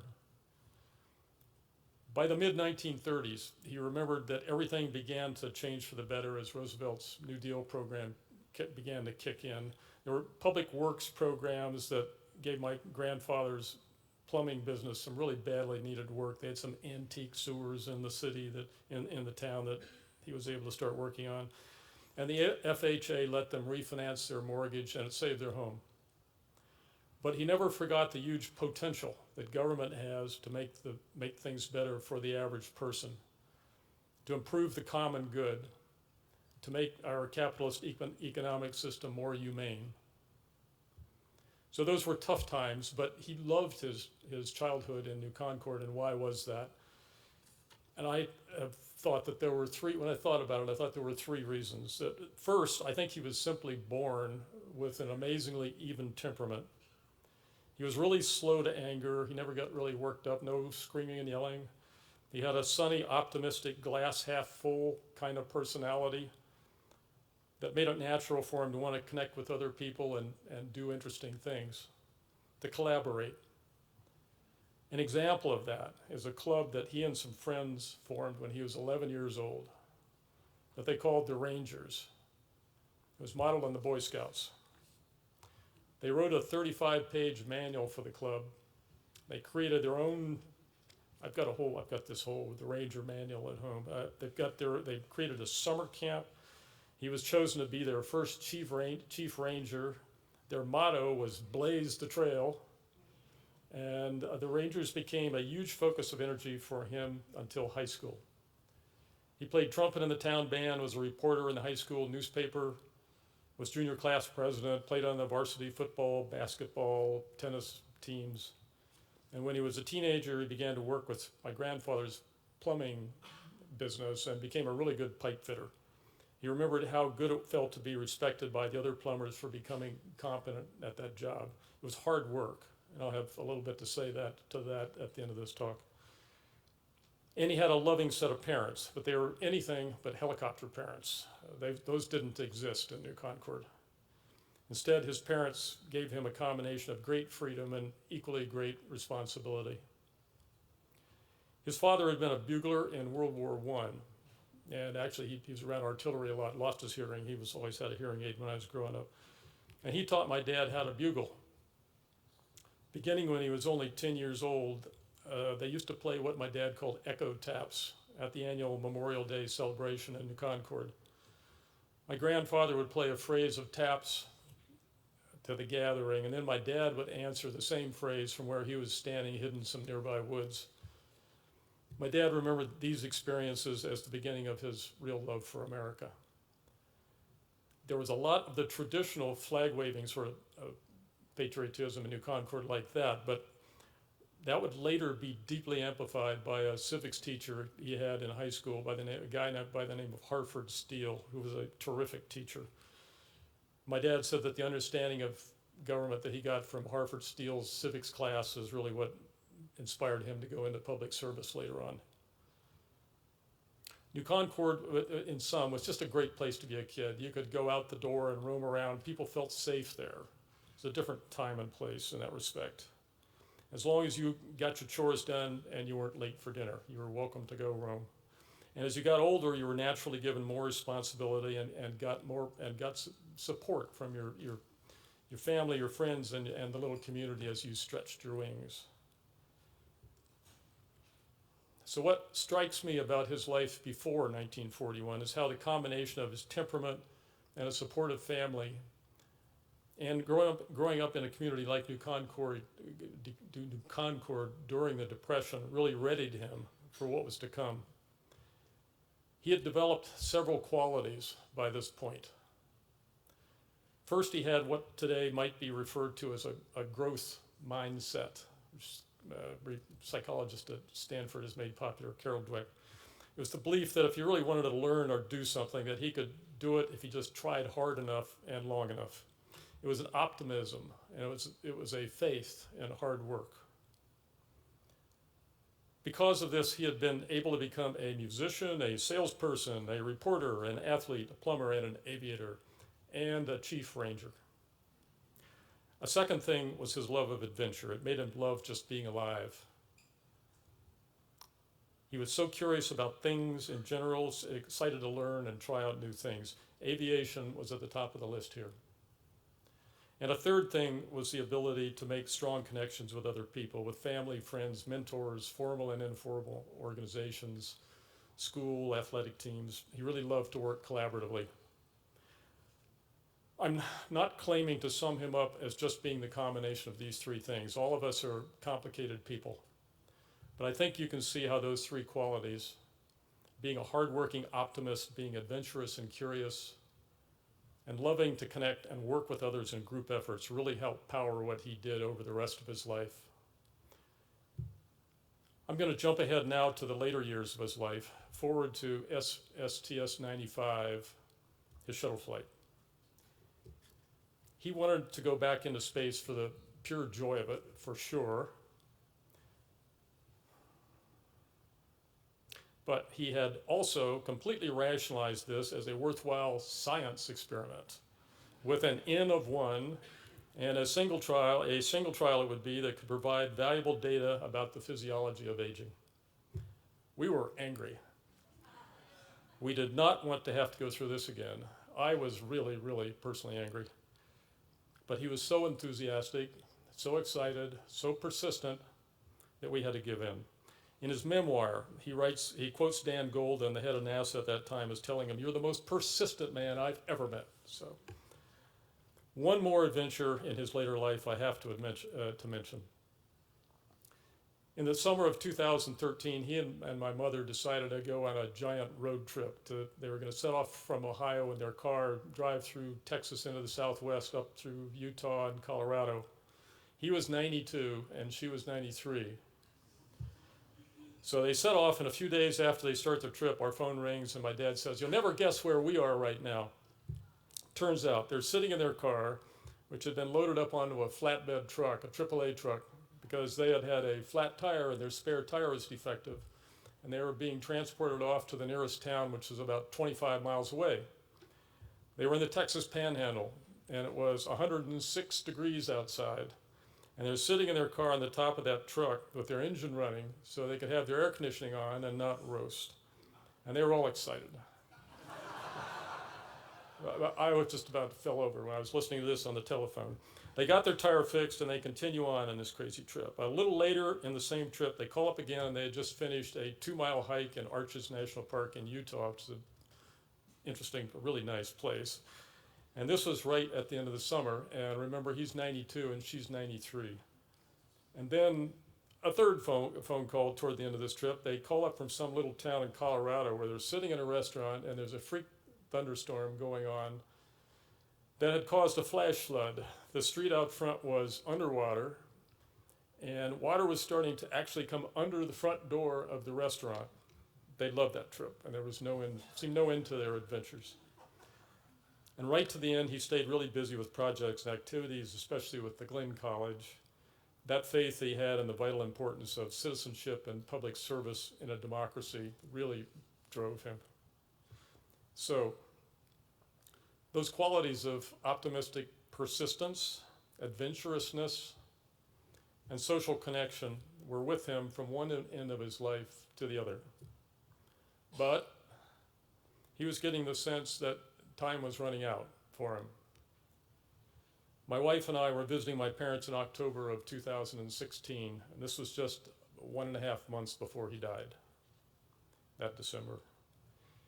Day after Pearl Harbor Day, December 8th. He was 95. His mind was totally sharp, but his body was failing. We had just finished eating dinner with them, and we were all sitting around their dinner table at their condo down in Columbus. And somehow we had gotten onto the subject of Neil Armstrong, and Dad was remembering being at Neil's 80th birthday party. He described how Neil sat down at the piano near the end of the party, and he played and sang September Song. And then sitting there at the table with my wife and my mother and I, he begins to sing. And he sang that whole song to us because we happened to be sitting there with him.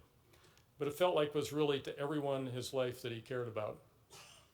He knew all the lyrics, and it turns out it was lyrics that Willie Nelson had used in his version of the song. And I'll just read the words. This is what he sang to us. These were his exact words. Oh, it's a long, long while from May to December, but the days grow short when you reach September.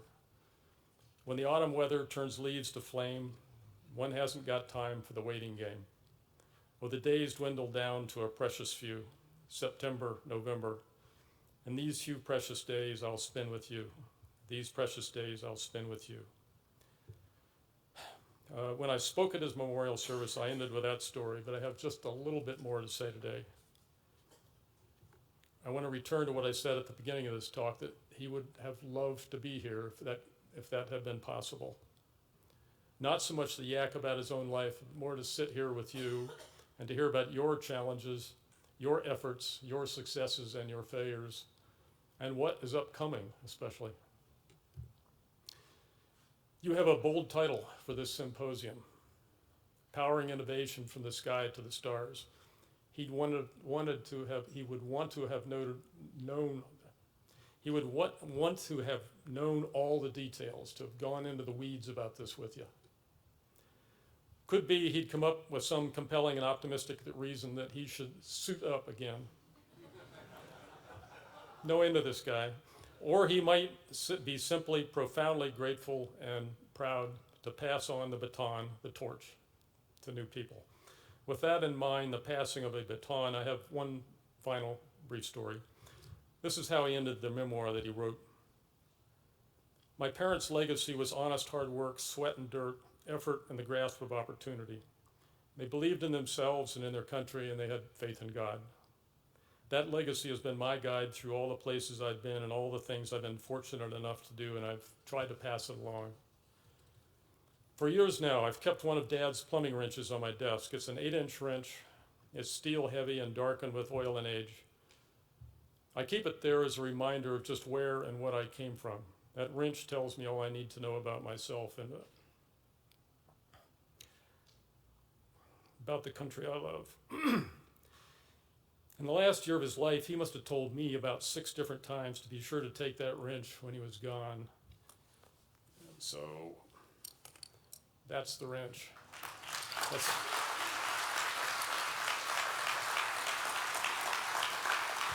That was from my grandpa's company. If Dad was here today, I think he'd want to pass on a wrench or a baton or a torch to you people. I think he might have said something like this to encourage you to do 3 things. Persist, pick up your wrenches and work hard. Blaze the trail, like the Rangers did. Never lose your sense of adventure. And work together. Great things happen when dedicated people work toward a common goal. Those 3 things worked well for my father, and those 3 things can work well for all of you also. So thank you. So I'd be glad to take any questions if you have.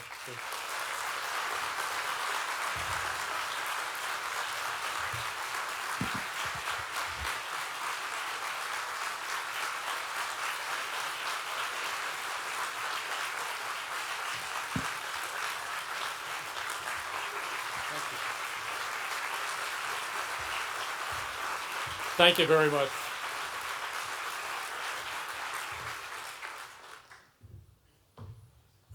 Sir, thank you very much. Any questions or maybe just private conversations? Oh, we have Becky Griffin. Microphone coming to you right there, Becky. Hi, David. I'm Rebecca Griffin, Mike Griffin's wife, and we were very good friends with your parents and become good friends with your sister. So it's a pleasure to have a chance to hear you today. I was wondering if you could give us an update on your mom. Oh gosh, that's so hard. going through your 90s is, I've had, my mother-in-law is 96, my dad was 95 when he died, my mother is now 99, and she has major dementia at this point. We started noticing that just before Dad got really worse in the last several months of his life, that she was having trouble with her memory, and that has progressed. So she's now living in Minneapolis in a really nice place with near where my sister lives up there. But she's doing well. She's just her memory. She's not suffering physically, and she's in reasonable spirits every time I visit. One back there. Hi, David. Dave Stringer. We met earlier. Right. Every son knows something about their father that the father tried to be good at but wasn't. Give us an idea of what that was. Gosh, sometimes his jokes would fall flat, but then he told these other jokes that would knock my socks off. That I'm sure people have the one about the what is it?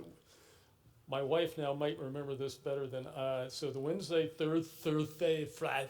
I can't even do it. But I'm worse than he is at telling jokes. Gosh, that's a great question. I'm thirsty. Yeah, is it that one? The hard of hearing? Is it that one? Thirsty, but if I try to tell it, I'll totally butcher it, and then you'll laugh at me. So, I'm sorry. It's nothing. If I think of something later on, I'll blast away at you when we see you later on. Excellent. All right. Well, I think that's about it for time. But again, thank you so much for being here. We tremendously appreciate it. I enjoyed it.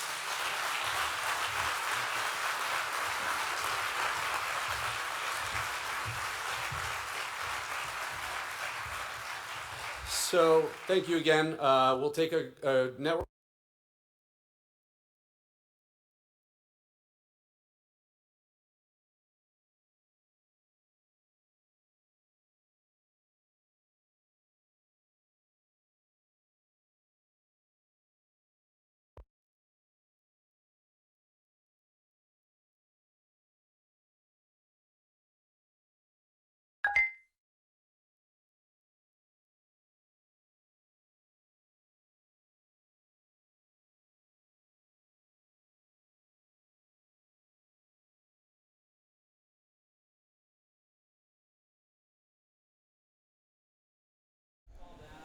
Good. Testing, testing.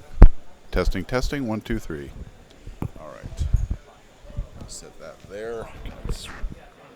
Been doing that all day. It seems to be working. Cool. Okay. Well, we are, let me just double check. We're streaming, and I want to record this and there, just so in case I don't lose it. Not a problem. All right. Hi, everybody. We're back. Wait, I don't know if you just saw the speech with David Klan, but it was one I've been waiting for. Did you? Absolutely. Wasn't that amazing? I mean, I don't know. It's like, I can't believe we've got this kind of legacy here. It's just amazing. Well, you've got a great legacy, and David is a medical doctor himself. Right. We talked before the speech, and so he's found his own way, which is great for a son. And that's quite a shadow to live in, isn't it? Well, sure. And so he's found his own way, good for him. He's found Yeah, happiness, also good for him, and tremendously beneficial to hear his insights on his dad. Agreed. I loved it. It was one of the highlights of the day. So I'm talking today with Dave Stringer. He is the director of the Plum Brook station here. It's here in Ohio? It's in Sandusky, an hour west of Cleveland, where we're talking right now. Okay. Now, what do you guys do at Plum Station? Plum Brook Station Plum Brook is a 10 square mile piece of property that used to be a TNT plant in World War II. Mm-hmm. And so it sat idle from 1945 after the victory over Japan through 1955 when they broke ground for a nuclear reactor. And that reactor operated from 1961 to 73 and was a neutron flux reactor, so it was characterized in materials because in those days we wanted to build a nuclear-powered airplane and a nuclear-powered rocket engine.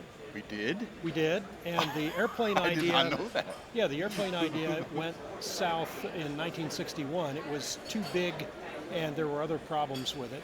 The rocket engine program went great when it was canceled for budgetary reasons in 1973, after the last 3 Apollo landings were canceled as well. So then the station closed from 74 to 86. as a NASA station, it built many test facilities and reopened to test the space station radiators for the International Space Station. Oh, okay. And then it's been going ever since, and we are busier than ever with what we've been doing. Busier, I'd say, since it reopened. We're going to test the Orion spacecraft in the fall. Okay. And we'll be doing thermal vacuum testing, meaning the cold and vacuum of space for a long duration. And we'll also be doing electromagnetic interference testing, where we shoot radio waves at the spacecraft and see how the spacecraft electronics, the avionics, behave. I see. But that's just with Orion. You also It's just with Orion. We also have the only vacuum chamber you can fire a rocket engine out of. And so that's because special. of its size, or just the fact that it's been hardened It's at one end? configured to do it. And so this way, if you are going into deep space, or even to the moon, you're going to fire a liquid rocket engine because you can shut it down and turn it back on. Mm-hmm. So this facility is designed to find out whether you can fire after you've been chilled for a while.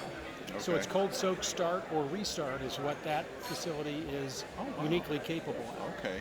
And you also do some hypersonic?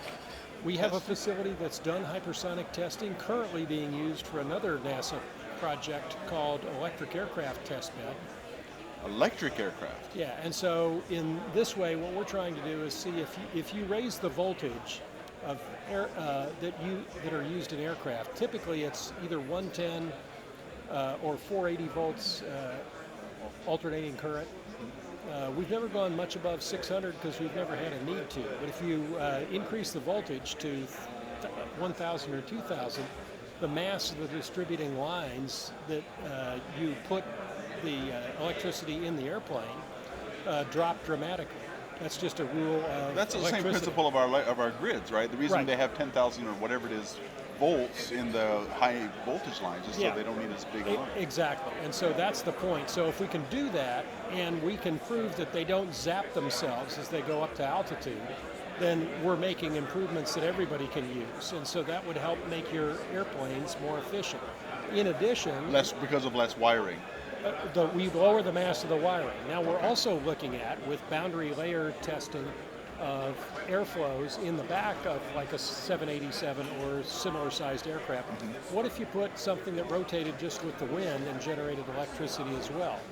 So this would be kind of like a hybrid vehicle where you would take off on conventional power, right? Because you need that surge of energy to break ground, and then you'd cruise more efficiently because you could let the electricity do that. So it's literally a hybrid. It's a hybrid. You've got it charging exactly energy or charging batteries or something, I would imagine. You would while charge you're in flight. batteries, or you're basically turning a generator so you can generate electricity and use that right along with. So are the electrical requirements of these aircraft so great that you see these benefits? Well, you can see those, but the other side is if you can back off on the throttles a little bit for the regular engines, because you're generating electricity and getting impulse from a little bit through that generator at the back of an airplane, you're saving gas, which means you can go further, carry more stuff. So all good and all basically crawl, walk, run. But the initial thing, the thing that warrants continuing to do this is lowering the mass of the distributing lines, because that's a good thing. And we've never tested that. We've never tested the higher voltages. No, in because aircraft. we've never needed it. Because now with the appetite of things we like trying to do this aboard an aircraft, we'll try it sometime sooner or later. That'll require more power and a bunch of other things, but this not would the least of enable which is that. communications, right? Yeah. All So right, that'll and help you. bandwidth. All right, well, I don't understand the term hypersonic. Hypersonic is jargon. It simply means 5 or more times the speed of sound. Supersonic is 1 or more times the speed of sound. Oh, okay. So it's still supersonic. It's just really fast. It's fat. Yeah, it's a higher order of supersonic. And now, just to show you that every trade has its own jargon, hypervelocity is 10 or more times the speed of sound. So, oh, really? Yeah. So when you there's hear supersonic, hypersonic, and hypervelocity. Yep. And so you can come up, these are arbitrary and imaginary terms, but they help show what niche you're trying to speak in when you talk about it. Are we in that middle realm already? Five or more? We've been there times? for a very long time. I mean, commercially, or Commercially, not yet. And I know we've got fighter jets that can do it. Right? Well, we have actually the YF-12 and SR-71, and the A-12 before the that were the SR-71. Mach 3 Of course, I forgot all airplanes that about we that. had before. But that's not in use anymore, SR-71. Those are not in use anymore. So we've done 3 and higher, but not very high yet, because part of the problem is that you have some significant demands of physics on anything that's going to pass through the air. So typically people, in order to do that, like spacecraft will pop out, stay outside the atmosphere because it's easier to engineer to it, and then jump right through like a heat shield to get back in, because that makes it easier for us to do our work as engineers. So if you do hypersonics, you're staying in enough air to give you heat and drag, and as the molecules start to dissociate, you also have some extra chemical effects, like they can tear apart leading edges of your wings. And at what velocity would something coming in out of the orbit, when they come down, how fast do they? Sometimes like the space shuttle, for Mach example. 10 to Mach 18. So they're in the hypervelocity range. Right, exactly. Okay. So we're not there yet. No, we're not there yet. And part of this is, if you don't go into space, you have some other advantages in the sense that if you're closer to the Earth, you can observe it better. So this is a question of, this is difficult, but for example, if you were, as you are now, a captain of industry and had to get from Tokyo to Rome in 2 hours, and you call up 1-800-HYPERSONICS, you could take an airplane and get there, close your deal for billions of dollars, and now you've paid for the flight. I really can't get those billions until this is done. So we need to get this exactly. made. This is That's how you what's turn holding the me crank. back, man. Yeah. You're holding me back. Exactly. All right. Well, you're actually able, then, we can simulate those speeds in a wind tunnel. Yeah, in a wind tunnel, and that's not unique. NASA Langley has such a wind tunnel. That's a hell of a fan. Arnold Engineering Development Center has such a wind tunnel, but the issues are run duration and the chemical quality of the air. Most every tunnel, except for one under construction in Tennessee at the Air Force facility, and ours, uses combustible, typically natural gas, to heat the air up so that it's hot enough, 3,000 to 4,000 degrees hot, to make sure you have a legitimate test of the heat that's there, because you have heat building up. As you go fast through the atmosphere, you generate heat and a shock wave. So what you want to do is to be able to test it when you have heated air without combustion, which we have at that facility. You're able to match the chemistry to the real environment, and that gives you certain other benefits. Wow, that's pretty cool. All right. Well, before I let you go, I know I only get you for a few minutes. I just want to talk to you a little bit about, you were a retired general. One-star general in the Air Force. In the Air Force. And presumably you were a pilot? No, I was not. You were not I was an aircraft maintainer. Okay. I'm a private pilot, and I've flown many times in fast airplanes, because I was able to do the prerequisites and talk my way into flying like an F-16 5 times and that sort of thing. Oh, in I'd the love back to. seat. Lots of fun. Oh, I can imagine. Well, in your experience, from your viewpoint was as a general in the Air Force, into what you're seeing now, because I'm not quite, when did you retire? I retired in 2007. Okay, so that's not so long back. The role of the Air Force in space, first of all, how much has it changed since you retired, and where do you see the Air Force's role going? Like, are you into this Space Force idea, or? Well, the nation, as has been expressed before, the Air Force has many jobs. Several of its jobs include keeping bad guys from attacking our troops from the air. Right. Getting things delivered fast from the air from around the world, and making sure that we keep people who wish to do us big harm, nuclear armed powers, in their box so they don't go anywhere else. All very important. All very important jobs, and all full-time jobs in and of their own right. So the idea in space is, as you find space busier, with more people in it, do you want to take a portion of what used to be the Air Force, what's part of the Navy or the Army or the Marine Corps, those are options, and put them all together and say, we want you to concentrate on space? So that's the question before the country.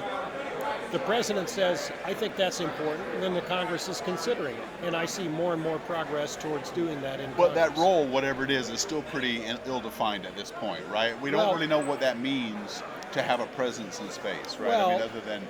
I think you could make the argument that when people were talking about, when Billy Mitchell first brought up the idea of an independent Air Force, we had biplanes, and we weren't... Was it that long ago? Yeah, it was in the 1921, I think. But the Air Force didn't come out until after World War II, right? Correct. So what that says is, much like somebody said, a former astronaut said, we used electricity a lot before we understood exactly how it behaved. Sure. You used airplanes a lot before you understood global reach and global power of air power.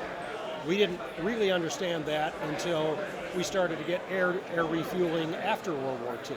But we did a lot, obviously, in World War II to project power and make that go. So you don't have to have all the problems solved to recognize that you have a big, busy problem in space. Well, I have so many more questions I want to ask you about it, but I'll respect your time and let you go. A military presence in space doesn't necessarily mean a militarization of space. No, it doesn't. And so, you can simply look at something like orbital debris, which there are many contributors to say, maybe we ought to have somebody to navigate the seas. Remember, the British were supreme at sea from 1700 to 1900 because they were always at sea and policing the world's waters. We grew up to join that and sort of switched over between World War I and World War II. And then similarly, the U.S. Navy's always at sea, and that's part of how we stay proficient. You have to stay in the medium in order to be able to do something. I guess that makes sense. Okay, well, again, thank you. I want to thank, this is David Stringer. He's former general of the Air Force and currently the director of Plum Brook. I keep wanting to call it Plum Brook Station here in Sandusky, Ohio. So yep, delighted. Thank you so much. Appreciate the time. All right, yeah. All right, good. Well, take care. Take care. Thanks. All right, well, that was awesome. Yeah, there's so much more I want to talk about with the idea of not just Space Force, but the hypersonic stuff that we're developing, things like that. Because if you do think about it, getting back into the atmosphere from space involves these speeds. And could you imagine just not even needing heat shields? You just zoom right in and be done with it. That would make a huge difference in the ability to go to other planets or re-enter our own atmosphere. So anyway, I think that stuff's cool. All right, guys. Okay, so let's see. I think we're at the end of that break.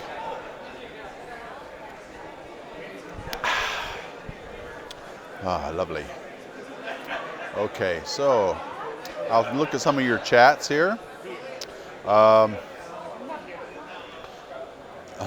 can imagine these hypersonics with a bad pilot going over residential zones. Yeah, what would that be like? I mean, hypersonic would 5 times the speed of sound. I mean, can you imagine? That's amazing. So, okay, they're starting the next session. I'm going to go ahead and sign off here and put the stream back on. So I'll talk to you guys later. Leave me some comments. Let me know what you thought of that. Dave Stringer, that was really cool. All right. Awkward while he pushes buttons. It is so awkward.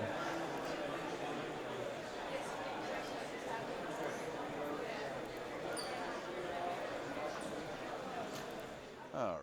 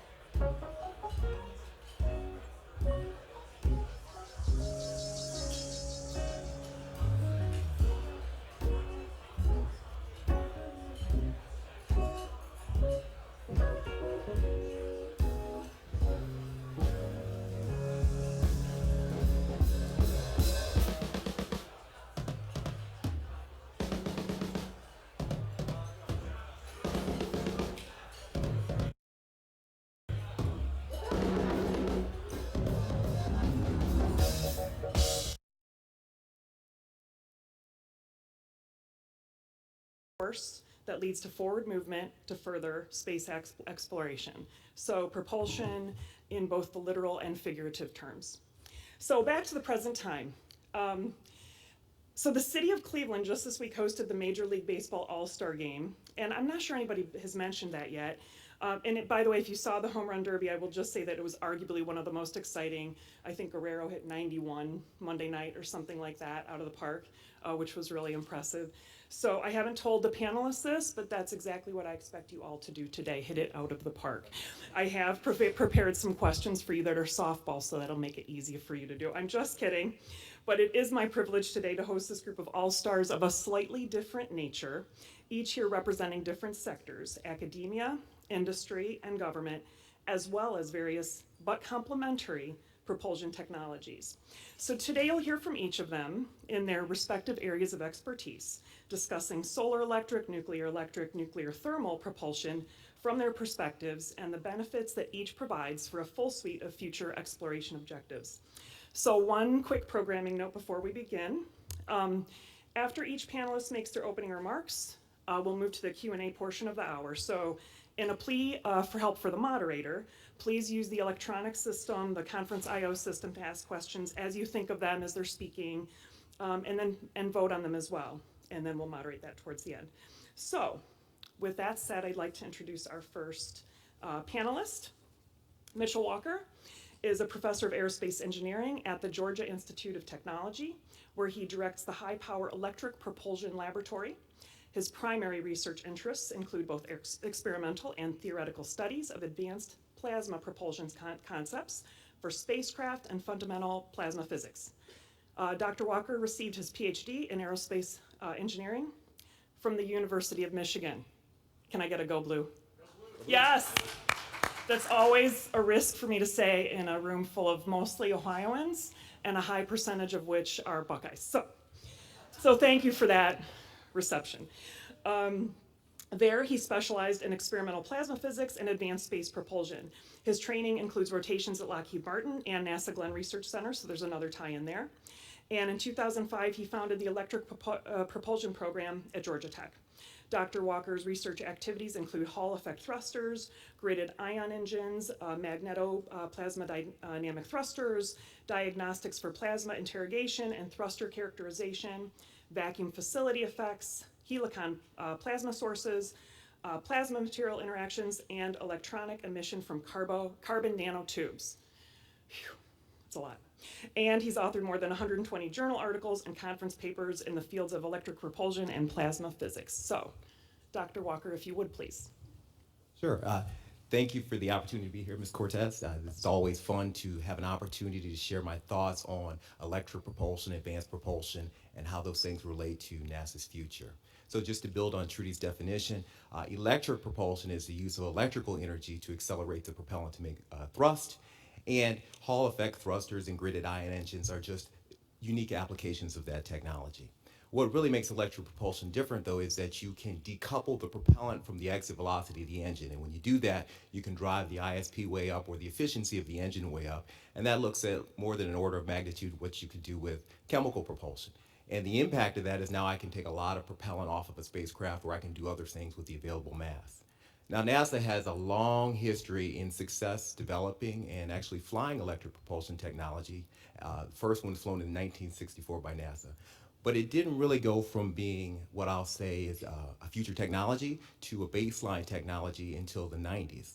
And in the 90s, NASA flew the NSTAR gridded ion engine on Deep Space One, and they went out and flew by a comet, and they flew by an asteroid. And then in industry, it was mirrored. They took the electric propulsion devices, they put them on the geostationary communication satellites, where they did the station keeping. So there was a coupling there.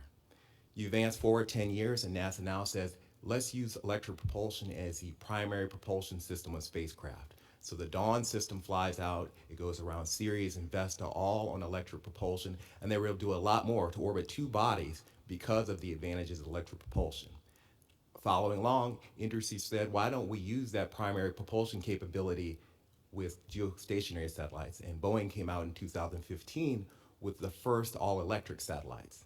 And because of the economic success of those, all of the satellite manufacturers followed suit. So those are impressive accomplishments, probably over 50 years. Forward this and there, just so in case I don't lose it. In the past, and that's because there are a different set of requirements and demands for what spacecraft need today. There is a push to large spacecraft, but there is also the ability of how do you come up with lots of small EP devices to propel the constellations effectively. So we've had the introduction of lightweight deployable solar array technology, and that has enabled 50 plus kilowatt spacecraft. That's where the power and propulsion element is for NASA. And I will say to the EP community's credit, they have used the opportunity to develop a suite of electric propulsion systems. Instead of just developing a thruster that will turn on at some power level, how do you build out the whole system so that you can actually fly the device? And in a few years, because of this, NASA is going to have a suite of high-power electric propulsion devices to go chase things around the solar system. But on the other side, you have the constellations, right? Disaggregation of satellites happen. We miniaturized all of the electronic components. And now there are a plethora of low-cost launch vehicles that work at some degree of reliability. And there's a lot of private investment going into how do you build these constellations. And many of the constellations have decided that electric propulsion might be one of the solutions to how to keep the whole entire thing up there and make it economically feasible. And so a host of little companies have started up, and they're trying to make the right electric propulsion device at rate to actually supply it. The good thing will be that after all this settles, that those electric propulsion devices, low power, will be available to power all of the NASA satellites or the small satellites as they explore the solar system. So to kind of wrap things up, I think the future is really exciting. I think NASA has laid a nice groundwork for a path to a bright future, and I look forward to discussing these thoughts with the rest of the panel. Okay, thank you, Dr. Walker. All right, next up, we have Jim Mazer. Mr. Mazer is the Senior Vice President of Aerojet Rocketdyne's Space Business Unit.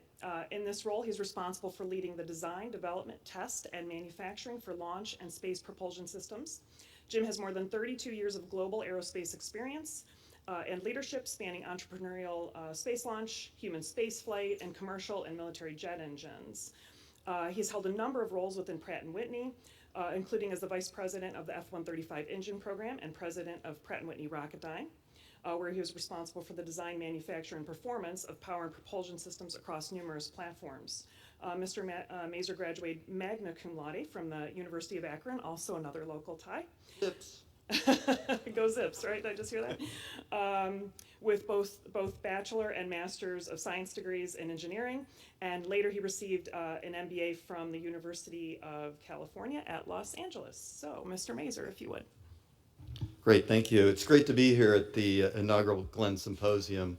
I was born and raised in Ohio, and I did go to school at Akron for my bachelor's and master's. And NASA Glenn, NASA Lewis at the time paid for my master's degree. And in return, they assigned me my thesis, which was much harder than my coursework, I can tell you. But it's great to be back and great to be back home. Next chart. The reason I have this chart in there is when I think of exploration, we heard Deputy Administrator Morehard talk about the 3 domains. And I believe he was talking about the 3 domains of human spaceflight and human occupation, which would be LEO, the Moon, and Mars, which is what we're all striving for. But I think if there was a 4th domain, that domain would be robotic exploration. And at Aerojet Rocketdyne, we've actually been part of propulsion systems. I don't expect you to read all of that, but part of propulsion systems that have touched or been around every planet in the solar system. And in fact, we even have part of the Parker Solar Probe, which is at the sun now. And we also had a hand in launching all of these systems. So in addition to the 3 domains, the robotic domain is important to us. We have a long heritage in it. And we look forward to future exploration in the solar system and interstellar exploration. Next chart. Okay, this chart, to build on Dr. Walker's preface, I'm glad if there's any technical questions, I'll defer them to my academic colleague. I'm more of a strategy business guy. But you can see this is in the higher power he had referred to. So we're working on a lot of higher power systems. We started actually in the 80s working on arc jet systems using hydrazine. We moved into in the 90s in pulse plasma thrusters, then went into Hall current thrusters, and then went into ion thrusters.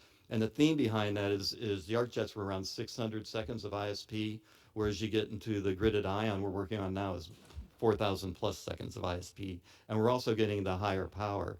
And so what I wanted to show here is we have a 7 kilowatt NEXT-C, which is a gridded ion thruster that's being used for, we're actually building the first flight propulsion system, which includes not just the thruster, of course, but it also includes the power electronics and the fuel, which is xenon, and the fuel control, all as an integrated system into a string, which will fly on DART, which is a double asteroid redirect test, which is going to go out and do some really cool stuff, bump an asteroid. You can read about it, but it's going to be really fun in the early 2020s. So we're building that flight system now. We're going to get it into test later this summer. And then we're working on the 13 kilowatt AEPS, which is a Hall current thruster. And that's going to be used to power PPE that Maxar just won the contract for. And they'll be using 2 of ours and I believe a number of BUSEC electric propulsion thrusters at a much lower power in combination to take PPE out and to maneuver in NRHO. And then we've been working on 100 kilowatt, and this is very much high-tech development, but we view that as being potential for cargo, either, well, mostly for planetary cargo to Mars potentially. And I have nuclear thermal propulsion down there, and I'll talk a little bit more about it on the next chart. But it's on there because we are investing in that technology, and NASA is investing in that technology a little bit. And although it's not electric propulsion, we think it can do a lot for speed of transit. Next chart. So really, I just want to show, this is kind of the exploration ecosystem that we're operating in. And from a propulsion standpoint, we're looking across everything. And I don't even show International Space Station on here, but we're also involved in that. But working in the propulsion for launch with the main engines for SLS and also the upper stage liquid engine for SLS. And as you see the moon and Gateway, there are going to be a lot of elements on that. The PPE is the first of the element. There's potentially logistics, a HAB, and then there's the human lander system, which consists of a transfer vehicle, the lander, and the ascent vehicle. And we're looking hard and partnering with other industry partners on what these lander systems might be composed of. We think for 2024, we've looked at, we have an RL-10 engine that we've throttled down to 10%, which originally under Constellation was being developed for the Altair lander, but we did a lot of development there and throttled down to 10%. As you can imagine, when you're landing, you need to reduce your thrust, and so we did a lot of work on RL-10, which is a LOX hydrogen system. But from our perspective, in 2024, we're not sure that hydrogen will be ready for what you need for these kind of durations, transit times to handle the boil off. I know there's a lot of cryofluid management going on in that arena. We've been focused a lot on it, and we're still working the hydrogen systems, but we're also looking at trades against chemical storable, which was used the last time we went to the moon. And we've even looked at methane. And certainly we have a lot of what I would consider to be off-the-shelf technology and chemical storable for descent and ascent that probably would be the most reliable and able to meet critical path. But obviously this is all going to be up to NASA, but we're doing our own studies and seeing how that works out. And we're doing the propulsion for the Orion also that will be going to the moon. And then as you can see down, there's a cargo route, which we would envision some higher power to take cargo out to Mars. Potentially could for the moon at a little bit lesser power. It'd have to be studied. And then the nuclear thermal is what I was talking about is basically, we heard earlier, the transit time to Mars could be extensive, and you have the radiation exposure, also the other physiological and psychological effects. And the best way to address those is to go as fast as you can. And so we believe nuclear thermal propulsion is one way to address that, and we continue to advance that for the eventual transit of humans to Mars. And then, of course, the same thing, landers and ascent vehicles there. So we view this as a long-term play. We talk about the moon feeding forward to Mars, and as we look at the technology and the propulsion needed, we're looking across the spectrum. Thank you.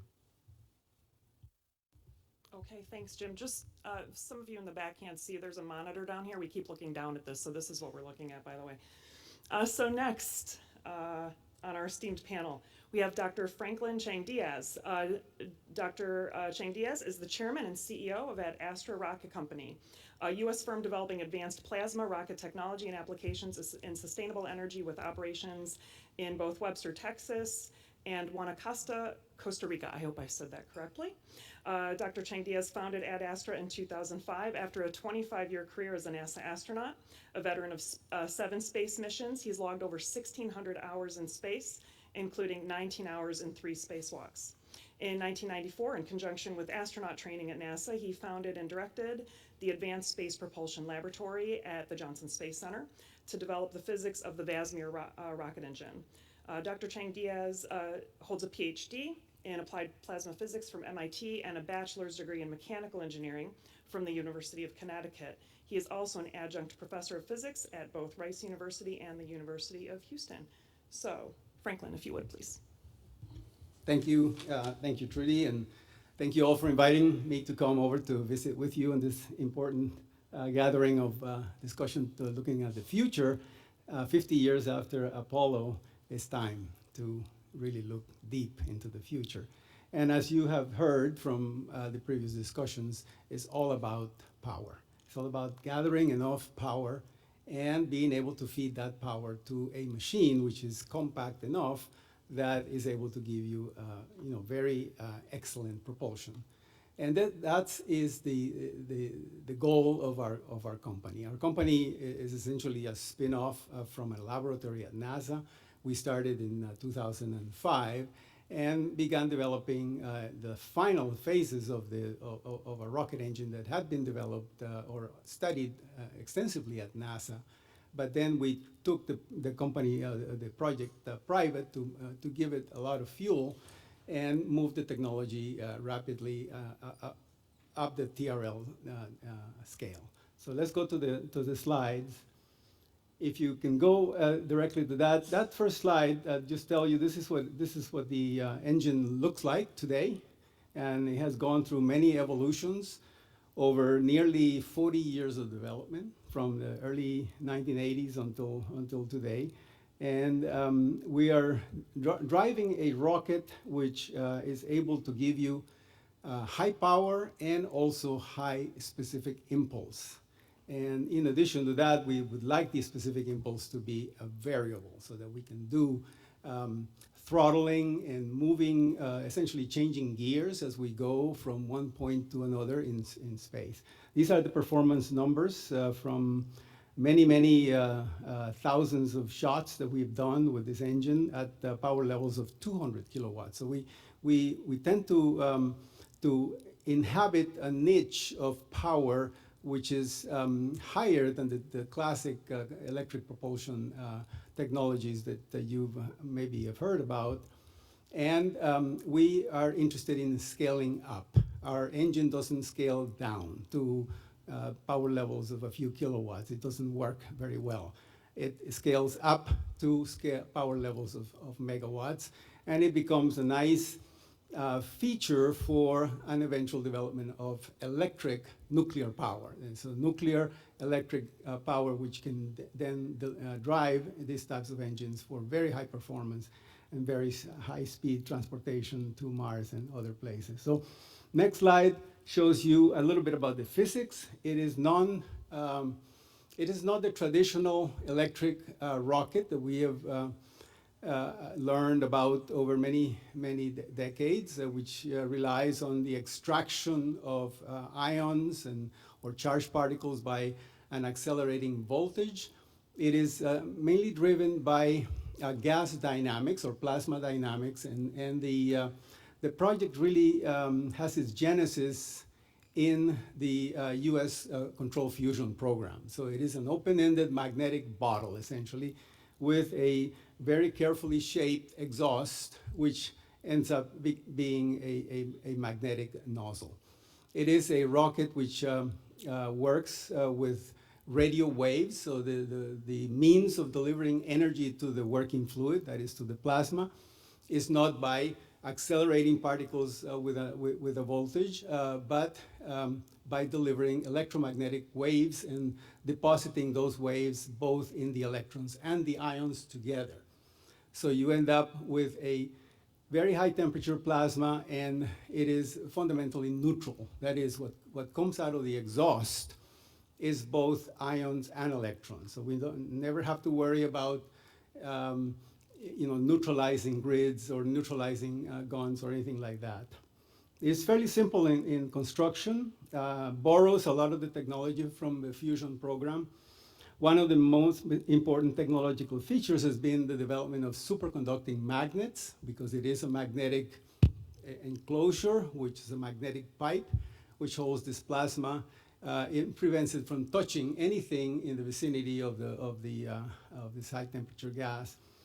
And we're talking about fields of the order of 2 Tesla. No, very, very high fields, and magnets which need to be very lightweight. So we have one of those magnets already in operation, and it is probably the only cryogen-free superconducting magnet of its class in the world today.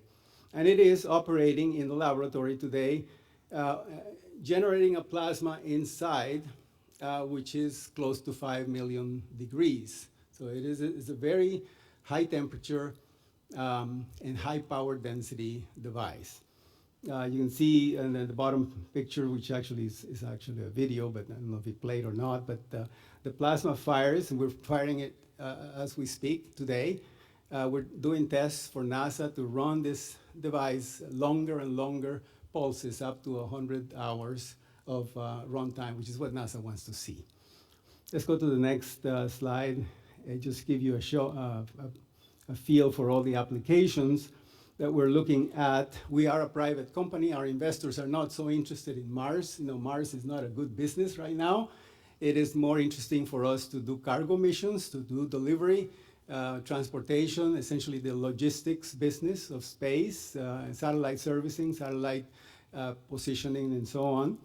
Reboosting large space stations, for example, such as the International Space Station, which needs to be reboosted periodically, and we can do that as well.